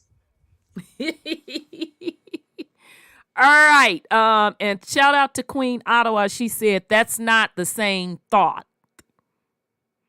So I guess you're referring to the thought that Aleister Crowley was talking about. Okay. All right. So yeah, the Hermetic thought is a different thought. The Hermetic Trismegistus, that's a different thought than the occult Aleister Crowley thought. Okay. Occult Aleister Crowley thought he was trying to talk to this Egyptian deity, and he was channeling through that, trying to, you know, whatever he thought he was doing, channeling these demonic realms and shit. Whereas the, you know, the esoteric book from, you know, Book of Magic, Thoth, you know, Thoth, who supposedly came over Atlantis and all that type shit. Yeah. Oh boy, yeah. Thanks for that call out, Queen Ottawa. Shout out to Superior Minds. 5 plus 6 equals 11. Master number. So he's referring to the 5-pointed star, feminine, 6-pointed star, masculine. So he said 5 plus 6 equals 11, mother and father. Makes sense. That's where I was going with that. That's pretty dope. Superior Minds. Thank you for that breakdown. That's pretty dope. I'm sorry. Go ahead, son, Scotty. And so back to the 5-pointed star being feminine and the 6-pointed star being the masculine. And then we also, in the terms of how the religions are set up, we have the pentagram usually is on the occult, hidden, feminine side. And then we see the 6-pointed star is the patriarchy religions, you know, Judaism, all of that type shit. So it's even in the energy of those sigils is even in the like organizations or spiritual sects they represent. Say that again, son Scotty, because I'm trying to digest it. I was trying to read the chat, but I needed to be paying attention. If you don't mind saying that again. Oh, no problem. So we was talking about, well, I was saying how somebody in the chat had said the pentagram, the 5-pointed one, was representing the female, and the 6-pointed one was representing the male. And then I was like, we see the pentagram from what we looked at is usually representing like the occult, the hidden stuff, the like Wicca, the witches. Is more of on the feminine side of the of the spirituality, as we've seen. And then we know that 5-pointed, that 6-pointed star, the cross of David, represents the patriarchate Abrahamic religion. Damn, y'all breaking it down. I ain't even finna sit up here and lie. That's dope. Wow. Okay, I like that. So, and then Superior Minds came back and said exactly 100%. CC said correct. All right, so 5 and 6 point star. The fruit of life consists of 13 circles selected from the classic flower of life symbol. This shape is said to be a basic design of the universe, and it holds the geometric foundation for Metatron's cube. Metatron's cube illustrates the 5 platonic solids, which are the believed to be structures that act as a foundation for all organic life. These 5 structures are the star tetrahedron, hexadron, octahedron. Damn, I ain't never heard of no octahedron. I know I'm butchering that, whatever the hell. Decohedron. Thank you. And read the last one, nephew. And do you know that one? Isohedron. Yeah, I want to say that one. Yeah, isohedron. Yeah, which are found in life forms, minerals, music, sound, and language. Metatron's cube is also considered a holy symbol, which can be used as protection from evil. Okay, so the picture on the right is showing you how this Metatron cube fits within the flower of life. Okay, and then this one below is showing you all of the different variations, okay, or sigils. But they all, remember, sit in the flower of life, okay? Okay, so they're showing you, and these are also going to represent sacred geometry. We're getting ready to get to that in a minute. Okay, let me make sure. We talked about the flower of life already. Let me see. Let me just check this. I think we went over this. Maybe not. Just as a reminder. I think we went over this, but just as a reminder.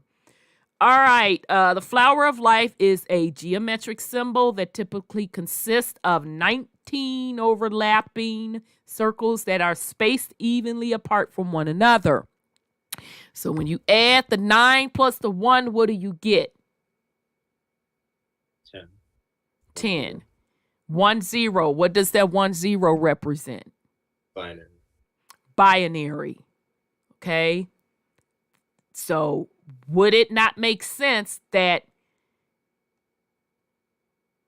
the flower of life itself, consisting of these 19 overlapping circles, you can break that down to a binary code of 1 and 0. This is why we have proven that this is indeed a matrix / a simulation. But let's just continue. The patterns, yes, base code. Very, very good, nephew. Base code. Yes, sir. The pattern formed by the circles create images of perfectly symmetrical flowers. Some flower of life symbols use as little as 7 circles. That's 7 again, within the design, so there are some different variations of the symbol. Architects, artists, and philosophers have known the perfect form, harmony, and proportion. Pagans consider it to be a form of sacred geometry that depicts the basic forms of space and time. Sacred geometry refers to the geometric patterns and laws that creates everything in the universe. They believe the flower of life symbol to be a visual representation of the interconnectedness of life and all beings. The meaning of the flower of life, the meaning behind the flower of life symbol is that it is believed to represent the cycle of creation. It depicts how all life comes from one singular source, represented by the circle in the middle. Okay, so when you hear people talk about we are one, namaste, we are one. Okay, peep game, wholeness, peep game. What they're really saying. Just real quick, I was watching updated the latest Puss in Boots. That little cat just cracks me up. So I always watch that upgraded one from when it first came out. I took my niece to it. Actually, my mom and I took my niece to see the movie back when it first came out. And we were so tickled by that cat that we used to have a saying, yeah, I had to go off on such and so. I had to pull a cat out on her, and the Puss in Boots cat. So anyhow, the latest one, it was so funny. Puss in Boots, I forgot the girl cat's name. Something Paul. Anyhow, the point being, she was supposed to be hired to be a cat burglar for some job for the Goldilocks and the Three Bears. It's really a cute little movie, but the movie had a lot of esoteric stuff in there. Okay? A lot of esoteric stuff in there. I ain't gonna give it away, but the funny part in the whole movie was hit parts of it being funny, but what I'm coming to a point. So she had turned down the job from Goldilocks and the Three Bears. So she wind up, her and Puss in Boots had wind up going to steal the same item that Goldilocks and the Three Bears was trying to hide. Kitty Paws, I think that's her name, Kitty Paws. That Goldilocks and the Three Bears was trying to get her to steal for them. They wind up in the same spot getting ready to try to steal the same item together. So Goldilocks so raggedy in it, y'all. She looked like she smoked like 10 packs of cigarettes a day. And she got this British accent. She real rough around the edges.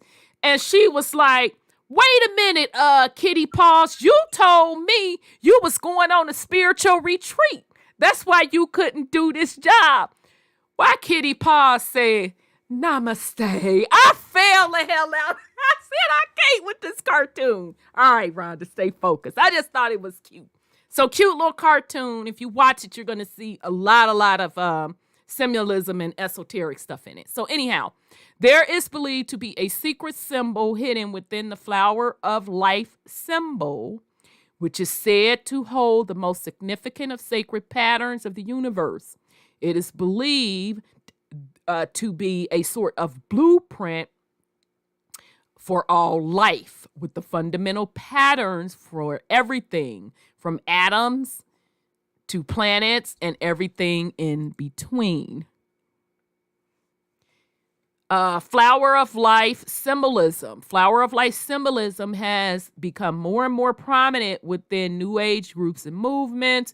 It holds a deep spiritual meaning that many people of varying religions and cults have derived more specific beliefs and sentiments from. The flower of life provides enlightenment to those who study the symbol and its perfect form. Certain variations, of the flower of life holds different meaning and significance. The seed of life is formed with 7 overlapping circles that create a more singular flower design.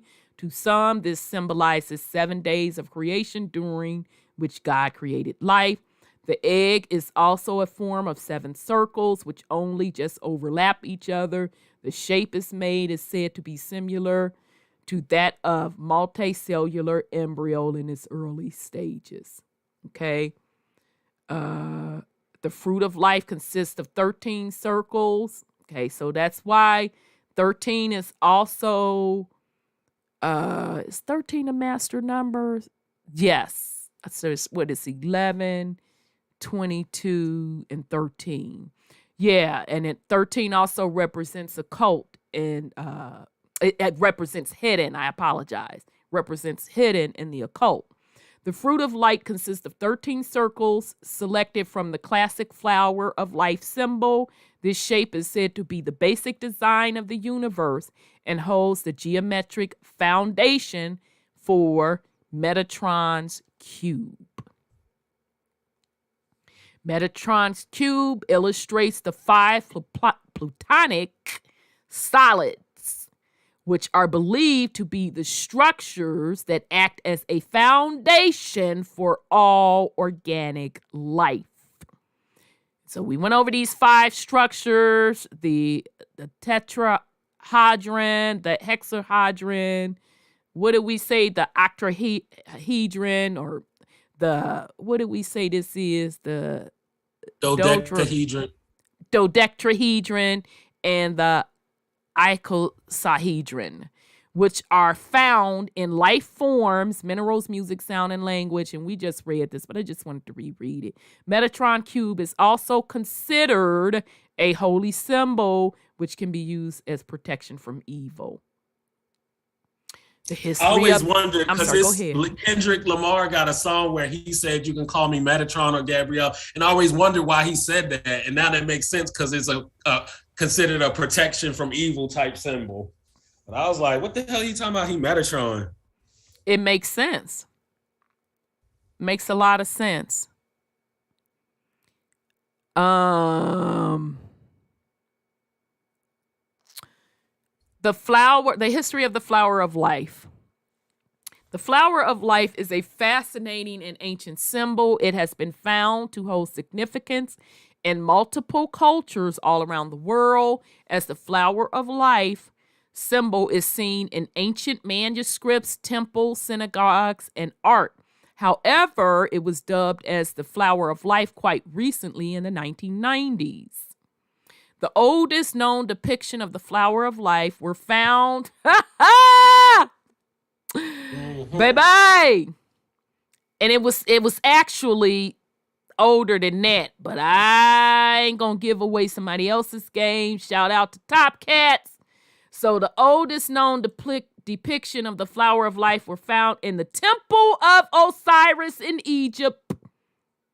And all I'm fencing to say is this Temple of Osiris in Egypt, they got that from somewhere also. That's all I'm going to say. They just move this shit around to make they fake little shit over there. Yeah. Yeah. So this is really good information. This is dope. I'm so glad this stuff is coming together. All right, so they saying it dates back to 6,000 years, this, that, and the third. I'm just telling you, shout out to legendary Top Cats. He went and got the receipts where that ain't the earliest, baby. And I'm questioning this 6,000 years situation because that didn't show up. The Temple of Osiris is based on something else, baby. Something else comes before that. Right? And recent research has concluded that I'm sorry, go ahead. Well, I think it's going back to the biblical start of the... I was thinking about that too, sis, with that 6,000 motherfucking years. Yeah. BC to AD and all that kind of stuff. And Jesus, mankind was started at 6,000 years. That's what they label themselves as starting at. Right. That's a great point, sis. All right. And recent research has concluded that they could not have been made earlier than, y'all lying through y'all teeth, okay? Because you're setting up a narrative of where this stuff came from. And that ain't where it came from, okay? But anyhow, these depictions of the symbol are fascinating because they were not carved into the rock, but rather burned or drawn onto the granite with red, whatever that is, oak tree with great precision. Some believe that the symbol could have been used to represent the Eye of Ra. Leonardo da Vinci was known to have studied the flower of life pattern and derived the 5 platonic solids as well as the golden ratio of 5 from the symbol. Okay, so I'm assuming these drawings that they are showing are from his particular work. Okay. Nowadays, the flower of life symbol is commonly found on jewelry, pieces, tattoos, decor items, and other decorative products. New Age groups use and study the symbol to try to attain enlightenment and find deeper meaning in life. The flower of life is also found in several religions, and some believe that the tree of life, which is associated with the teachings of Kabbalah, may have been derived from the symbol. It was, okay? That's what we were showing you. Okay, Queen Ottawa. Metatron is the ascended Enoch, only human to not die and become an archangel. Yes, Damn. because Enoch, come on with it, Queen Ottawa. Yes, because Enoch was the one that ascended upon the throne, and he described the gates, and he described heaven, this, that, and the third, 4, 5, and 6. And remember when we broke it down that he was explaining, looking at the realm at a high level to the point where he was able to look down and see the operations of that black sun. So when when Enoch is describing the gates, and he breaks down, go back to the book of Enoch, and when he's describing those particular gates, and he describes it with precision, he is describing the precession of equinox of the sun and of the moon, and because he saw the turning of that black sun, that electromagnetic coil. That is the code that Enoch was showing you. Okay? And when he's saying he was looking upon the face of God, this, that, and the third, and it was burnt, this, that, and the other, he was describing him seeing the actual workings of the realm. Okay? So he was seeing it either outside of the dome, sitting on top, not sitting on top. He was either looking at it outside of the dome and looking down, or he was at the very top of the dome looking down. That's what Enoch was describing. Okay? It's some good shit. Man. I know, y'all. Told y'all we in graduate school over here, goddamn. Shit. All right. So, oh shit, what was that? Oh, the flower of life situation. Okay, so this is Kabbalah, and remember they were saying up in the article that they think it was based on the flower of life. That's why I pulled this picture, because I knew it. Okay. It ain't possibly what it was. It is, okay? They are using this particular science based off of the source of this particular realm or flower of life, or the 19 interconnection circles, okay? So they just set their tree of life / Kabbalah tree within the inner workings of the flower of life. Okay. All right. Oh, isn't there a game with marbles that look like that flower? Yeah, see, I used to be bored as hell playing marbles, but yeah, I'll take your word for it. What does divine beings be a little bit more descriptive for me? So some of these divine beings are among us. They are embodied in certain higher level folks. I don't know nothing about that. I can't speak on them other beings. I'm only breaking down what Enoch saw. Okay. And shout out to Vibes of Cosmos for bringing forth that information regarding the black sun and how that equates to what the sun is, what the moon is, what the black sun is, the electromagnetic coil. Shout out to you, Vibes of Cosmo. I'm sorry, go ahead, sis. I was thinking about what Brother Scotty said last week. I think it was Scotty and Nue, where the mother and son, the mother and the black son. Yeah. And somebody texted me about that too, nephew. I'm like, wasn't that some cold shit? He said, yeah, that was tough. Yeah, that was cold. Yeah. I didn't know what I was about to say. I don't know, it's cracking up. But they created Jesus as the Son. And for the people to worship, which gives them his energy to their creation of the black sun. Because the priests worship the Madonna and the sun, which is the depiction of Jesus and his mother. And so Jesus is considered the S-U-N in what's that? Not Nehemiah, in the Bible, the 5th chapter. So I said, so when they're talking about the sun, they're talking about the S-U-N. Absolutely. And the people have taken it to mean the S-O-N. Correct. That's why religion is sun worshiping.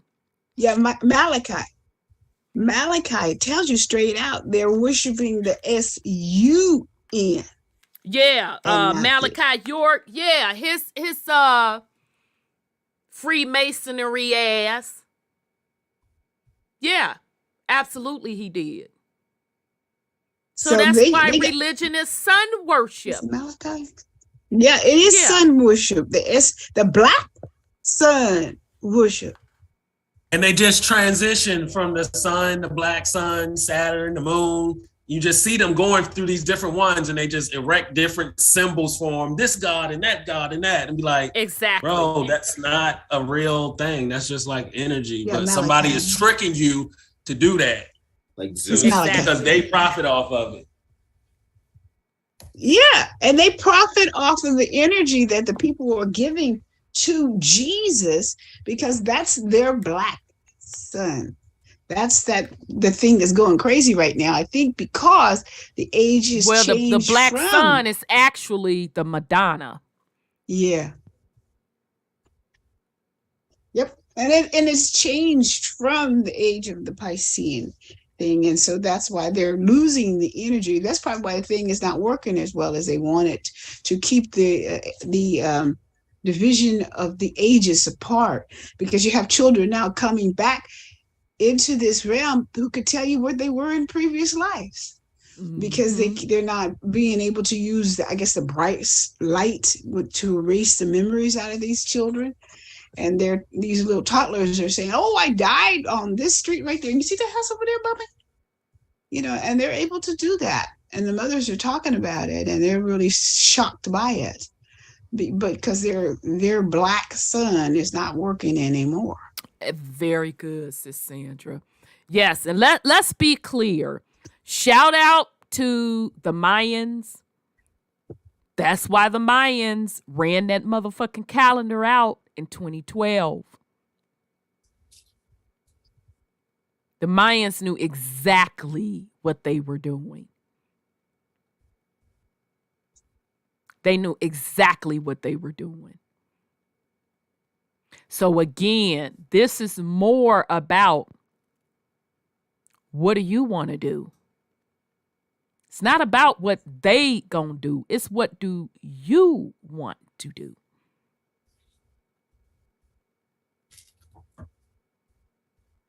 Because again, for you to overcome what you have overcome in this incarnation via this realm, from the walk of life that we came from, specifically in this particular situation, this go around, melanated people being at the bottom of the barrel, stripped of the knowledge. You had to overcome poverty in a lot of cases, fucked up family situation, and for you to have risen up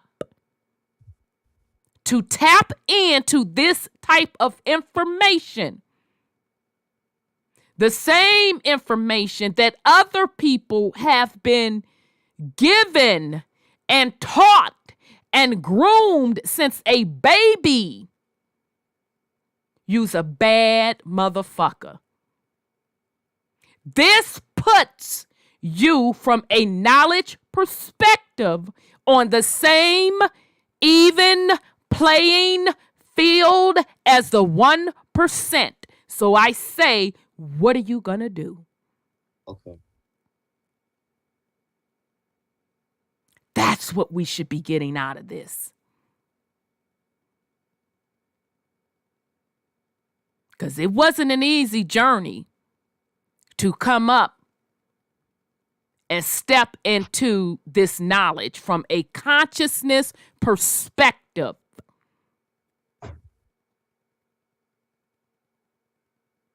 So nobody should be able to place a limit on you. If you have limitations, you're placing them on yourself.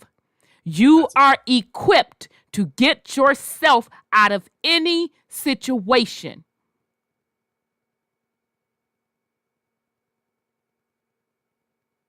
Be the alchemist. Be the priest. Be the priesthood. You don't have to whine and complain about the day. Fuck a day. That's the program. What are you? What do you want? What are you going to do about it?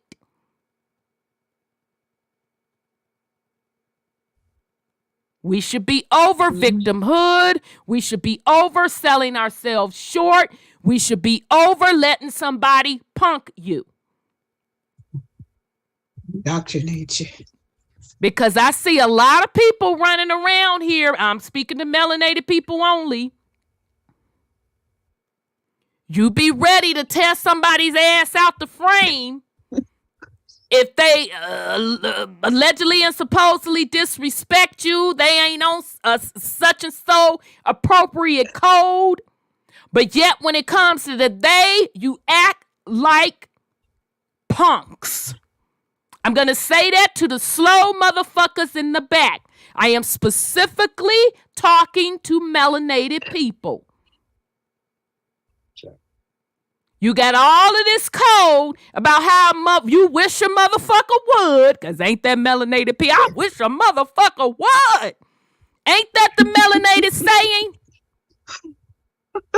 But yet, you'll place a limit on yourself about what they doing to you. They, him, this, she. The devil. You're placing the limitations on yourself. Now, I'm not speaking to the 99%. They'll get there when they get there. It's their journey. I'm talking about people that this knowledge is resonating with. From this point forward, there is no they. There is no victimhood. There is no you're trapped. You have stepped into the knowledge of that 1%. What are you going to do? So let's continue. All right.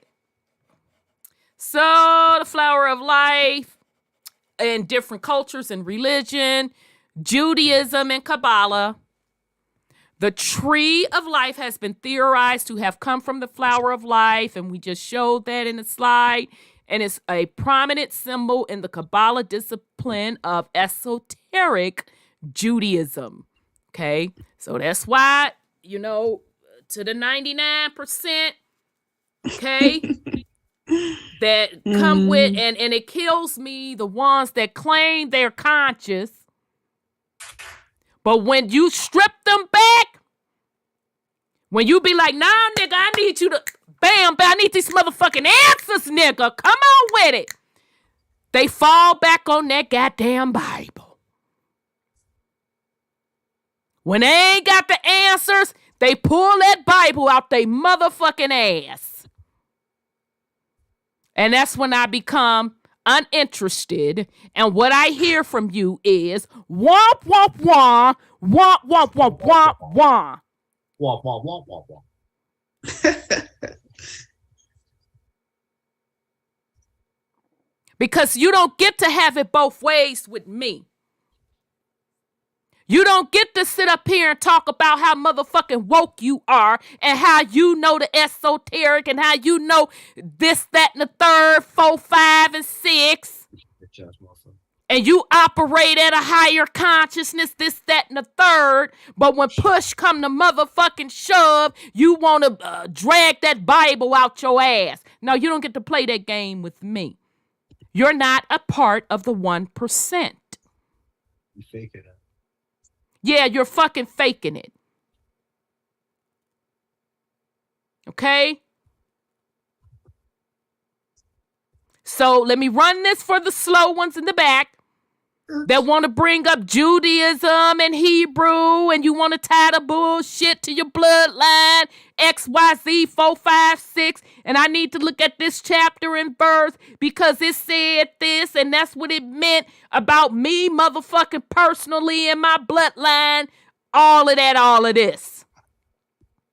The tree of life has been theorized to have come from the flower of life. We already done showed that it did, and is prominent and is a prominent symbol in the Kabbalah discipline of esoteric Judaism. The tree of life contain. I'm sorry. Go ahead, sis. Go ahead. I will just say they kind of teach it when they give you your Yud Hey Vav Hey. They give you the symbols. Yeah, of what they do in their defense, but people don't know what it means. That's why I cusses them up from up, down, side to side, and they still don't get it. I promise you, sis, it still goes over their head. And that's when I get into the next thing out their fucking mouth. What I hear is womp, womp, womp, womp, womp, womp, womp, womp, womp, womp. You don't know what the fuck you're talking about. Because they do teach it.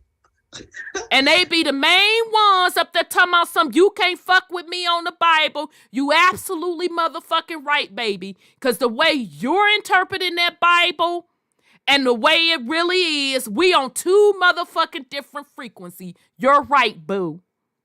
I can't fuck with you at that frequency level. All right, so the tree of life contains 10 spiritual symbols called the 10 Sephiroth.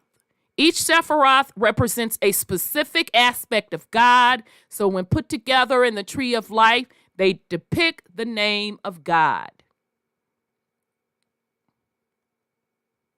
In Kabbalah, the 10 Sephiroths also refers to the chakras. Mm-hmm. Okay, see, we on our shit over here. Shit. Each of which aligns to a specific energy within the human body.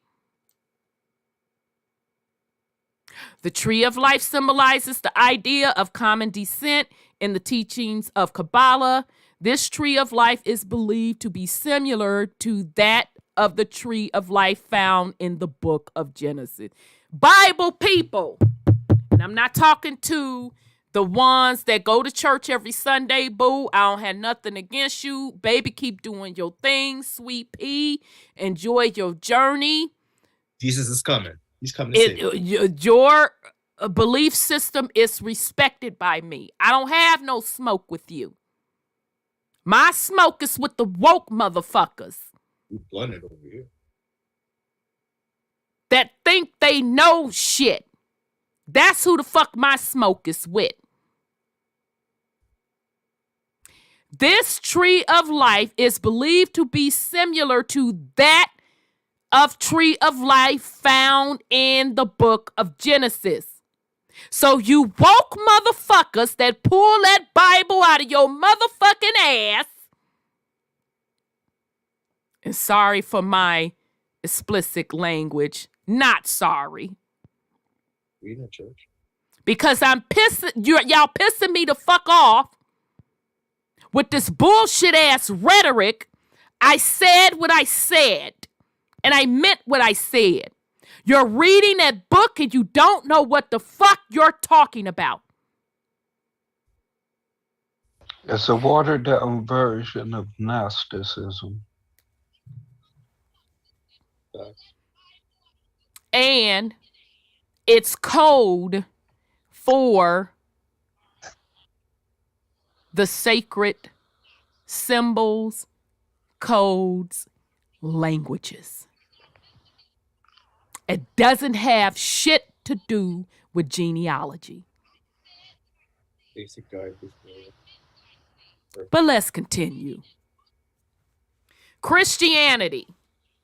Multiple connections have been made between the flower of life and Christianity.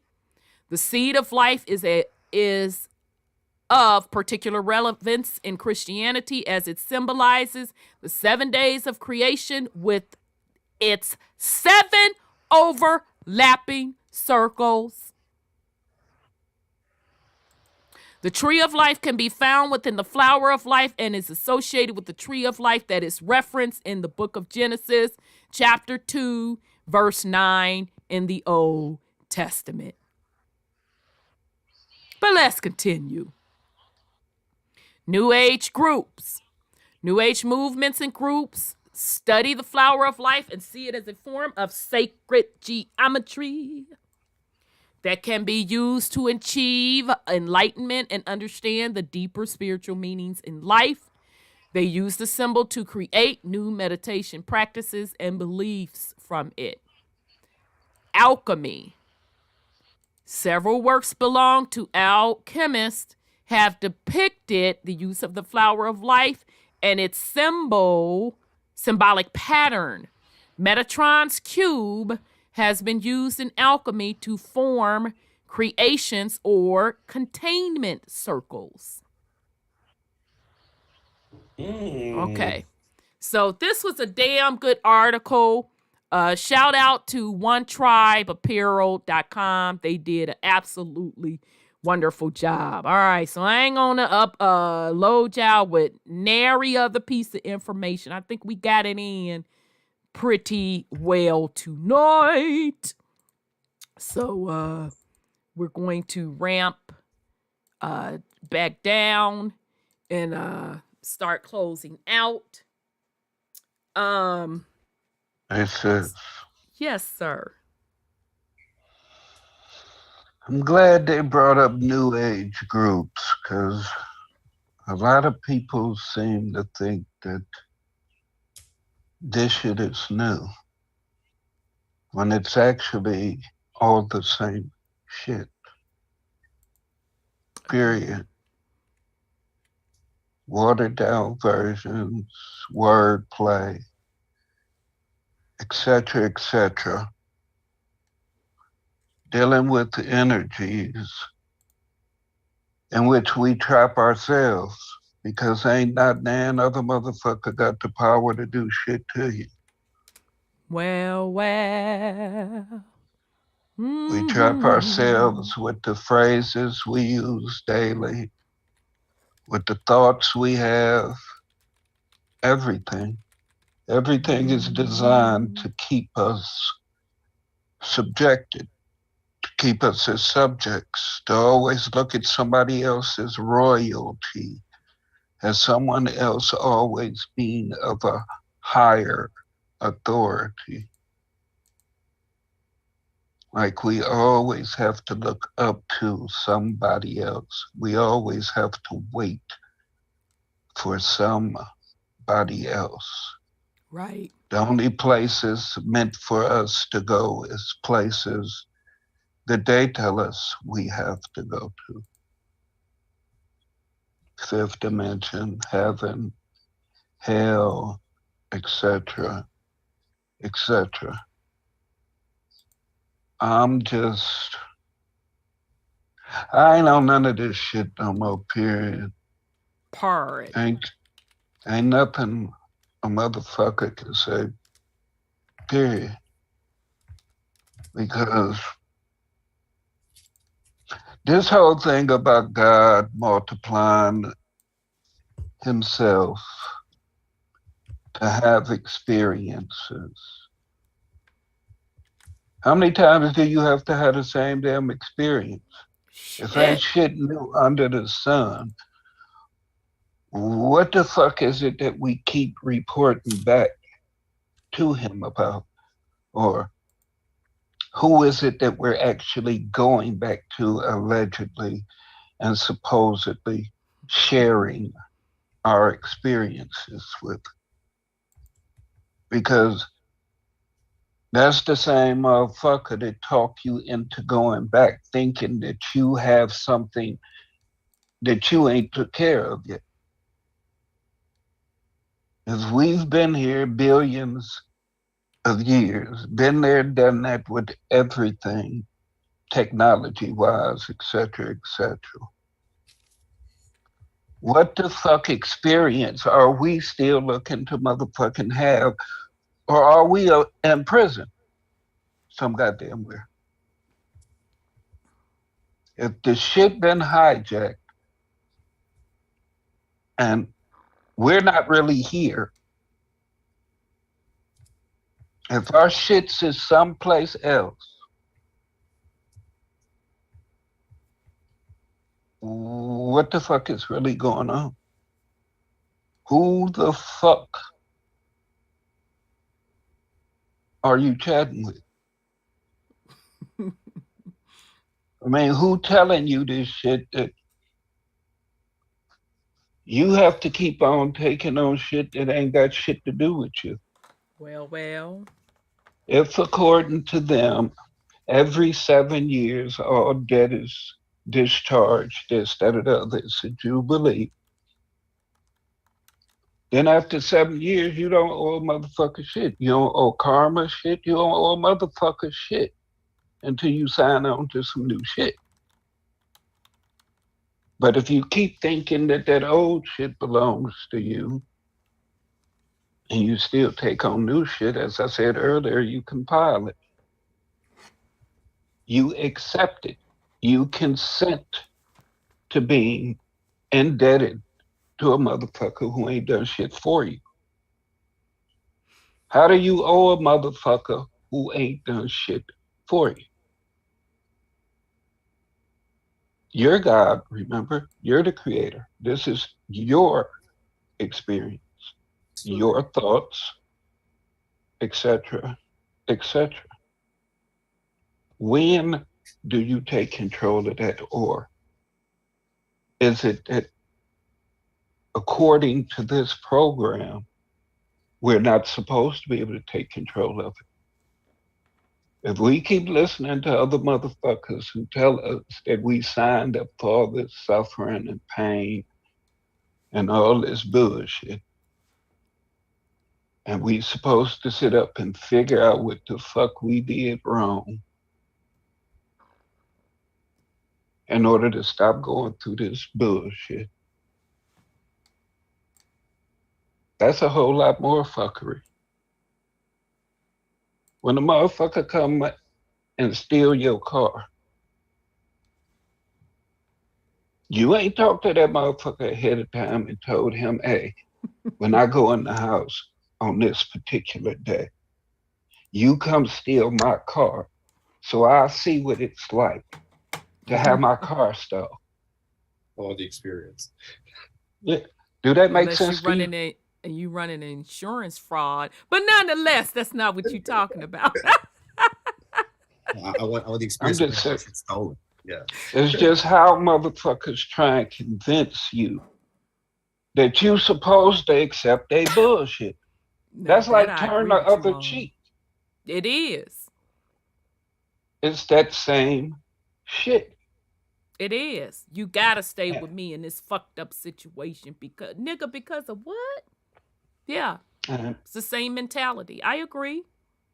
And motherfuckers still ain't got away from the Bible, whether they're in the so-called conscious community or in the so-called 1% or not. Well, you're not in the 1% if you ain't got away from the Bible, but continue. If motherfuckers are still talking about biblical characters and them coming back, whether you're talking about the Nephilim or any of them other motherfuckers in the Bible, because the so-called white people who are so-called conscious, they talking the same shit about the Anunnaki, the Pleiadians, all this shit, spirituality, chakras, sacred medicines. They talking all the exact same shit. I'm with you when you're right. But who can actually show what the fuck is going on? Who can actually be the real shit? Who's showing and proving? If we're allegedly and supposedly in the age of knowing, then we... Uh-oh. You there, Brother Sean? Damn it. All right, you didn't win out.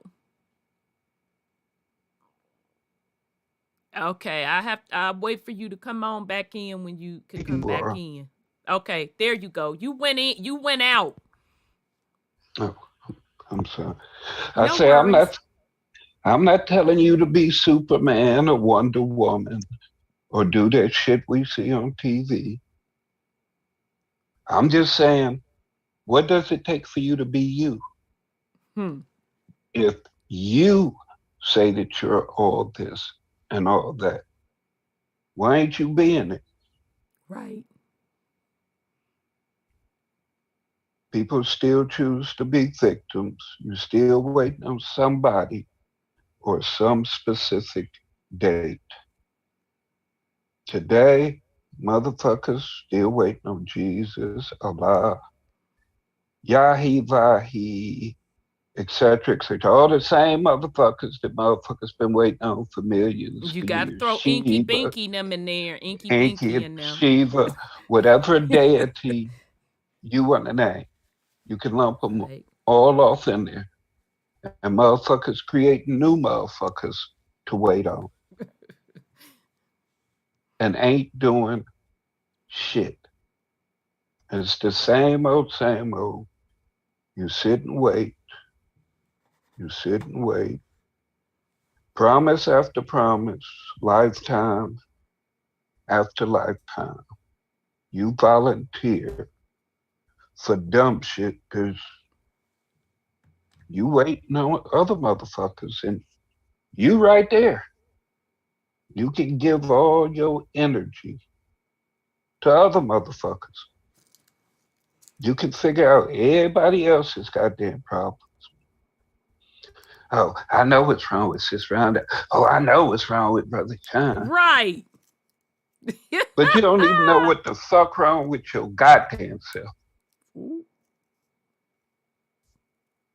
But I digress. Y'all can have this shit.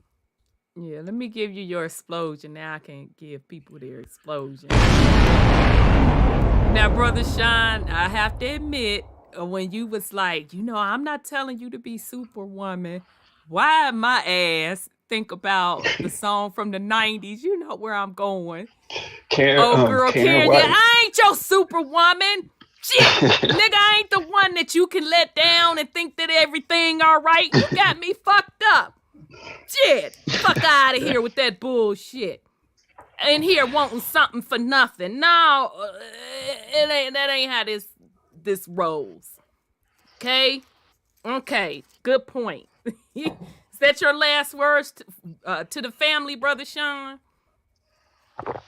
Or you want me to circle back and go through the rest of the fam? Circle back. Okay, I circle back. All right. Okay, nephew, what's your last words to the family? To this family, I just want to say I love you. To the people that show up on a regular basis, like Anthony said, you are that 1% that can make the necessary difference. One thing I want to give you to help you with that is to understand the power of your thoughts. You say every day that you're consenting to this reality, you're consenting to this position that you're in. And one of the ways you do that is when you continuously project that mentality. So the person that says they can't and the person that says they can are both right. So when you get in a position and you're like, oh, I can't do this. Oh, this isn't going to work out. Oh, that's not going to work. You're literally setting that situation up not to work out in your favor. But you literally have to, you almost want to say delusional and not have to take on what the quote unquote reality of this world and make the thing happen despite the odds, despite the what everyone's telling you, and you just believe it in itself, and it will work within this realm to come to fruition. So if you want to, you suck at basketball, but if you work your butt off, you put your mind to it, mind over matter, you'll get good at basketball, no matter what someone else may have told you. If you had kept that energy when the person said you weren't good at it, and you felt that energy, you would not try, you won't manifest the opportunity, and you won't get good at it.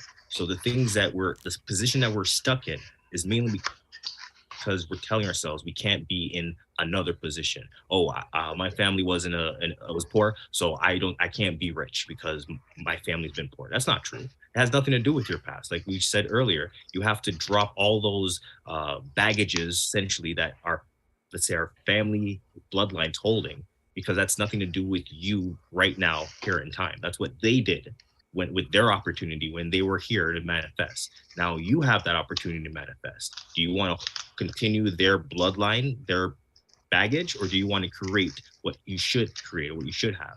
That's you now. You can manifest that just by saying it. I want this. I want this to be like this. I want to be around these type of people. I want this type of lifestyle. If you keep that energy in your head, in your mind, you'll start to resonate with that. You know this to be true because you'll see a car you like. You start, when you're driving around, you start seeing that car everywhere you go, which meaning you've now brought that car into your space, into your mind, and all you did is say, I like that car. So do that with the other aspects of your life, and you'll see, oh, I want to be wealthy. Okay, but that wealth can come in different ways. You now have to be more specific. I want body wealth in terms of health. Do I want financial wealth? And then you'll start seeing, oh, I meet this person, I meet that person, and things should work in your favor if you keep that positive mindset in your head. So with that, I'll give thanks. And to Rhonda, once again, thank you for bringing this information to the forefront. A lot of people deny this is even something real that we should even look at. To the religious people, they think it's all hogwash, but like I said, they are stuck in a reality that's for them. They're happy, we're happy for them. For the rest of us, we know the truth, and we should stand on that, despite what the rest of the world is telling us is and is not true. For the last 3 years, they told us what was happening around us wasn't happening, and now we're seeing the effects of that reality. They still don't believe it. They're still wearing their protection. They still feel it's because of the boogeyman. We know the truth, and we need to stand on that truth moving forward. So with that, thank you, nephew. Thank you. Very, very well said. Very, very well said. Son Scotty, you have any last words for the family? Let me unmute you. Although you can unmute yourself. There you go. Yeah, no last words for the family. You know,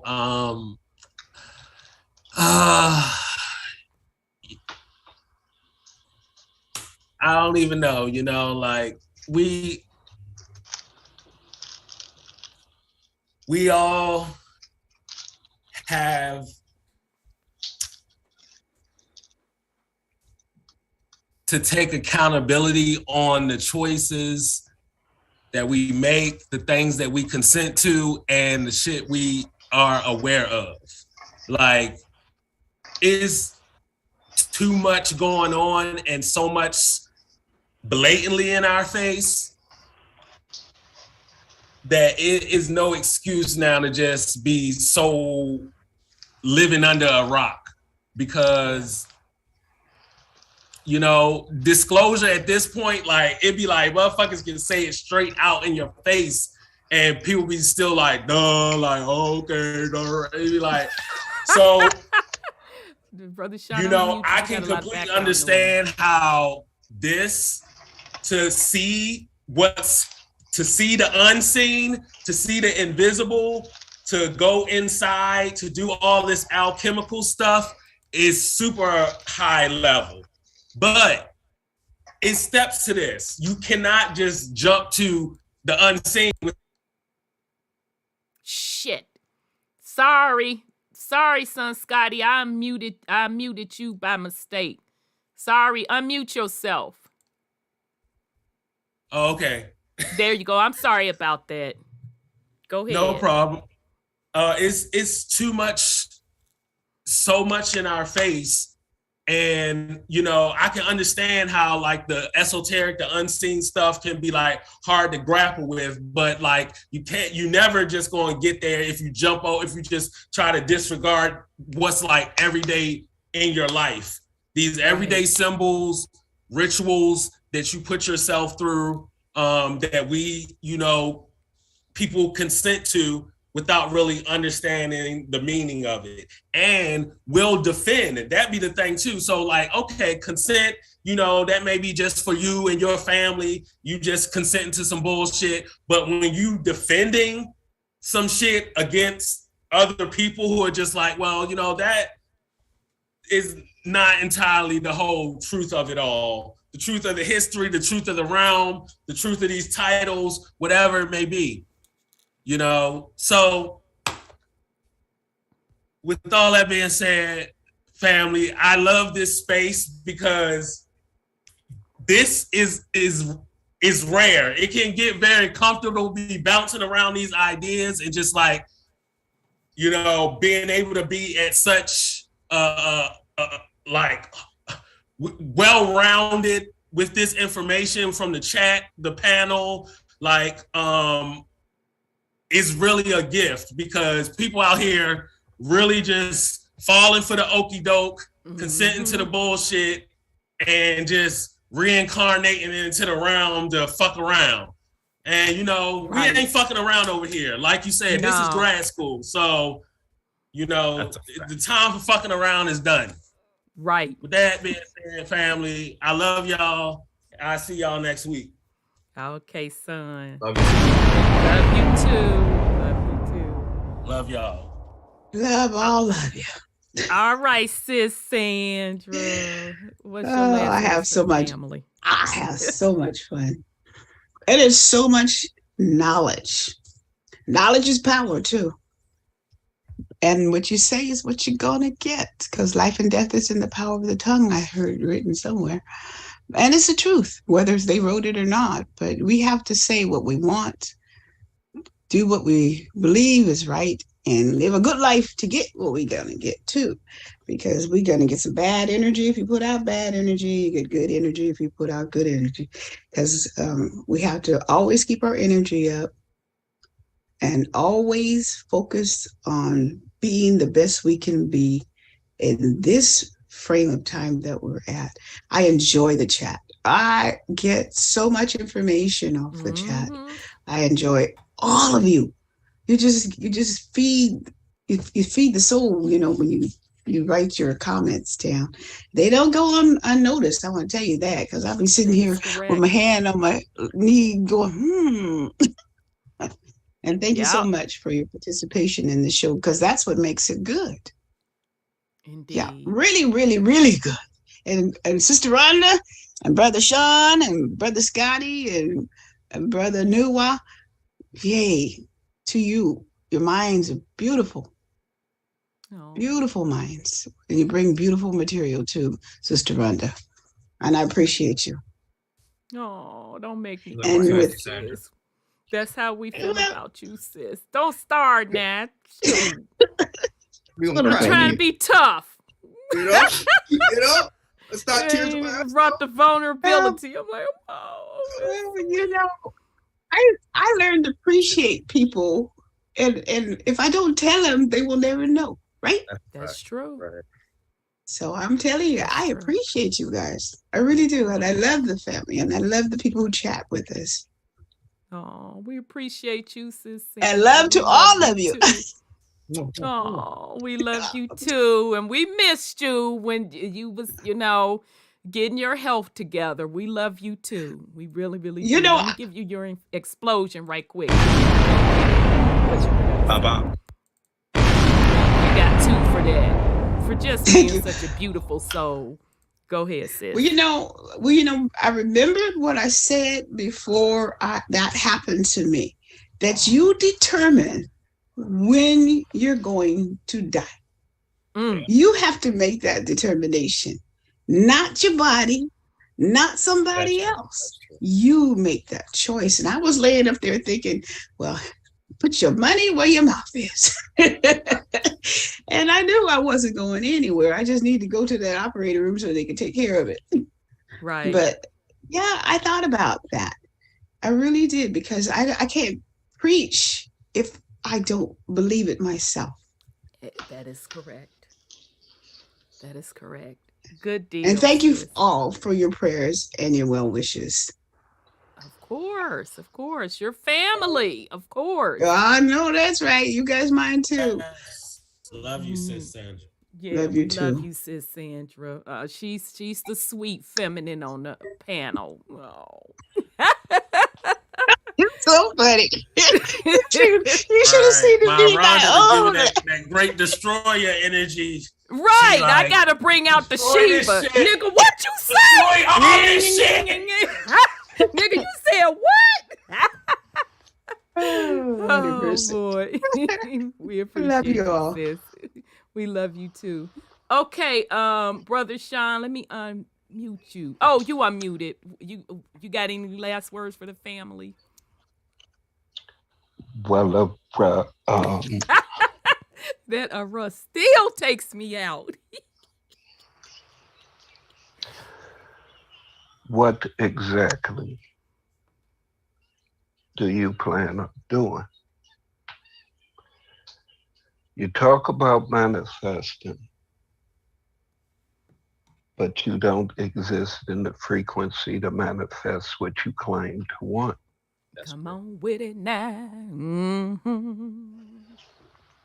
What's more important to you? The system or your soul? Mm-hmm. Well, that's true. You can't have both, as you're seeing, as you're experiencing. But it's always a but. You consent. You feel as though you have to finish this game. Ooh. But you sit up and watch motherfuckers break every contract, treaty, etc. the day they made with us. Not one motherfucker has honored any motherfucking thing that they've offered to us.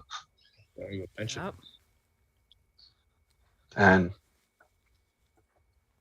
we haven't even honored our motherfucking purpose. Yep, come on. We too busy. Mm-hmm.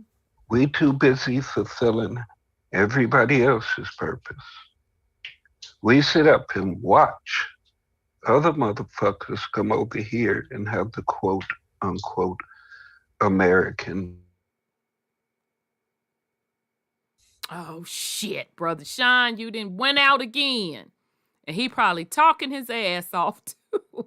Damn it. All right, Brother He was about to say the Sean. American dream about that. Yeah. Okay. I'm gonna wait till he come back in. Damn, why you keep getting cut off? Okay, fam. Am I So, here? yeah, there you are. Go ahead. You're on the You American. left off on. We sit up here and watch other mother. Okay, that's where you left We off. sit up and watch other motherfuckers come here and have the American dream at our expense. And we even be happy to see other motherfuckers come up at our expense. We do that worldwide. We such fucking unconditionally loving fools Mm. that we accept everything and everybody but ourselves. I mean, just look. You see niggas hanging with some egg out there, buddy. Hmm. Don't matter what color, shape, size, nothing a motherfucker is. There's always gonna be a nigga hanging around, giving all the spiel, telling everything, showing the motherfucker all around, all the ends and that. Introducing to the motherfucker. barbecue, right? Every goddamn thing. Next thing you know, you ain't got shit. Because you don't even have enough discernment to know what's best for you. You can't blame somebody else for that. You want to see everybody do good but yourself. People call you a hater when you ain't worried about some other motherfucker doing better than you. Come on with it now. I mean, it's a thing called self-preservation.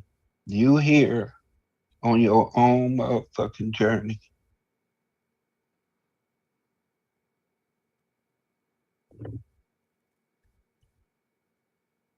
Oh, shoot. Did you go out again, Brother Sean? Damn it. Okay. I'm going to wait for him to come back. But in the meantime, I just want to thank my co-host. So thank you to Nephew Nuwa. Okay. Thank you to Son Scotty.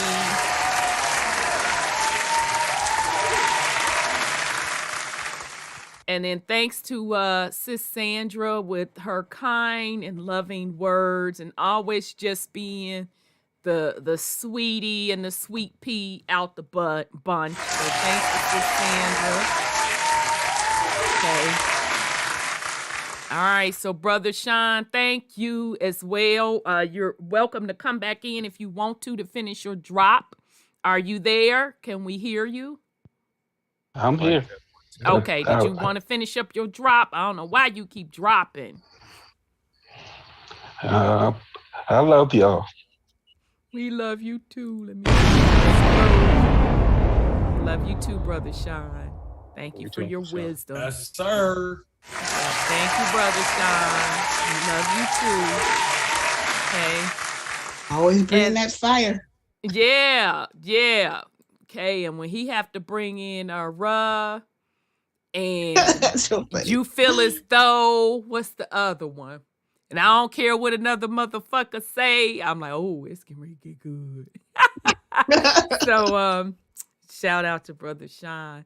And then, shout out to the YouTube family. We appreciate you. Shout out to YouTube chat. Y'all be on it, baby. Y'all don't be playing. Okay, yeah, y'all. They be bringing it. You all are on your stuff. A lot of wisdom be dropped in this chat. Okay. PhDs too. Yeah, PhD. So we see y'all. So Thank you. that's why I really like the mix of people. Love the mix of people that we have come joining us. Yeah. Because if you're supposed to be here, you're supposed to be here. If you get it, you get it. And even if you don't, that's okay. We okay with that too. Okay, but let me give y'all a round of applause because y'all be on it. Okay, because game recognizes game, and we understand energy and frequency. So shout out to y'all. Shout out to burn it up. Huh? No, I want them to burn up the chat. Burn it up. For oh yeah, put them flames in there for your motherfucking self, basically. And hit the like button so we can keep coming back. Yeah, but put them flames in there for yourself, okay? Or fire. Give yourself the credit that you deserve. Give yourself the credit for what you have overcome. Yourself. Right. Nobody can tell you anything. So keep doing you. Mm-hmm. Go get it. The only limits you have placed are the limits you put on yourself. That's a motherfucking fact. Go do it. Okay? Yes. You don't need permission. You don't have to carry nobody on your back. Go do it. And if you don't like it, if we don't like it, y'all know what I'm going to say. Burn this motherfucker down. So with that said, we are Truth Uncompromised. We'll be back next Thursday to get up into these sciences. We love you all, fam. And, shout out to the BCU fam, because y'all on y'all shit too. Okay? So shout out to the black sheep. God damn it. Shout out to the weirdos. Shout out to us. Because you have stepped into the 1%. Go do the shit. So we love y'all very much, fam. We'll be back next week. So we're going to rock out with our closeout music. We are Truth Uncompromised, fam. Peace and love. Peace and love. Wholeness and power.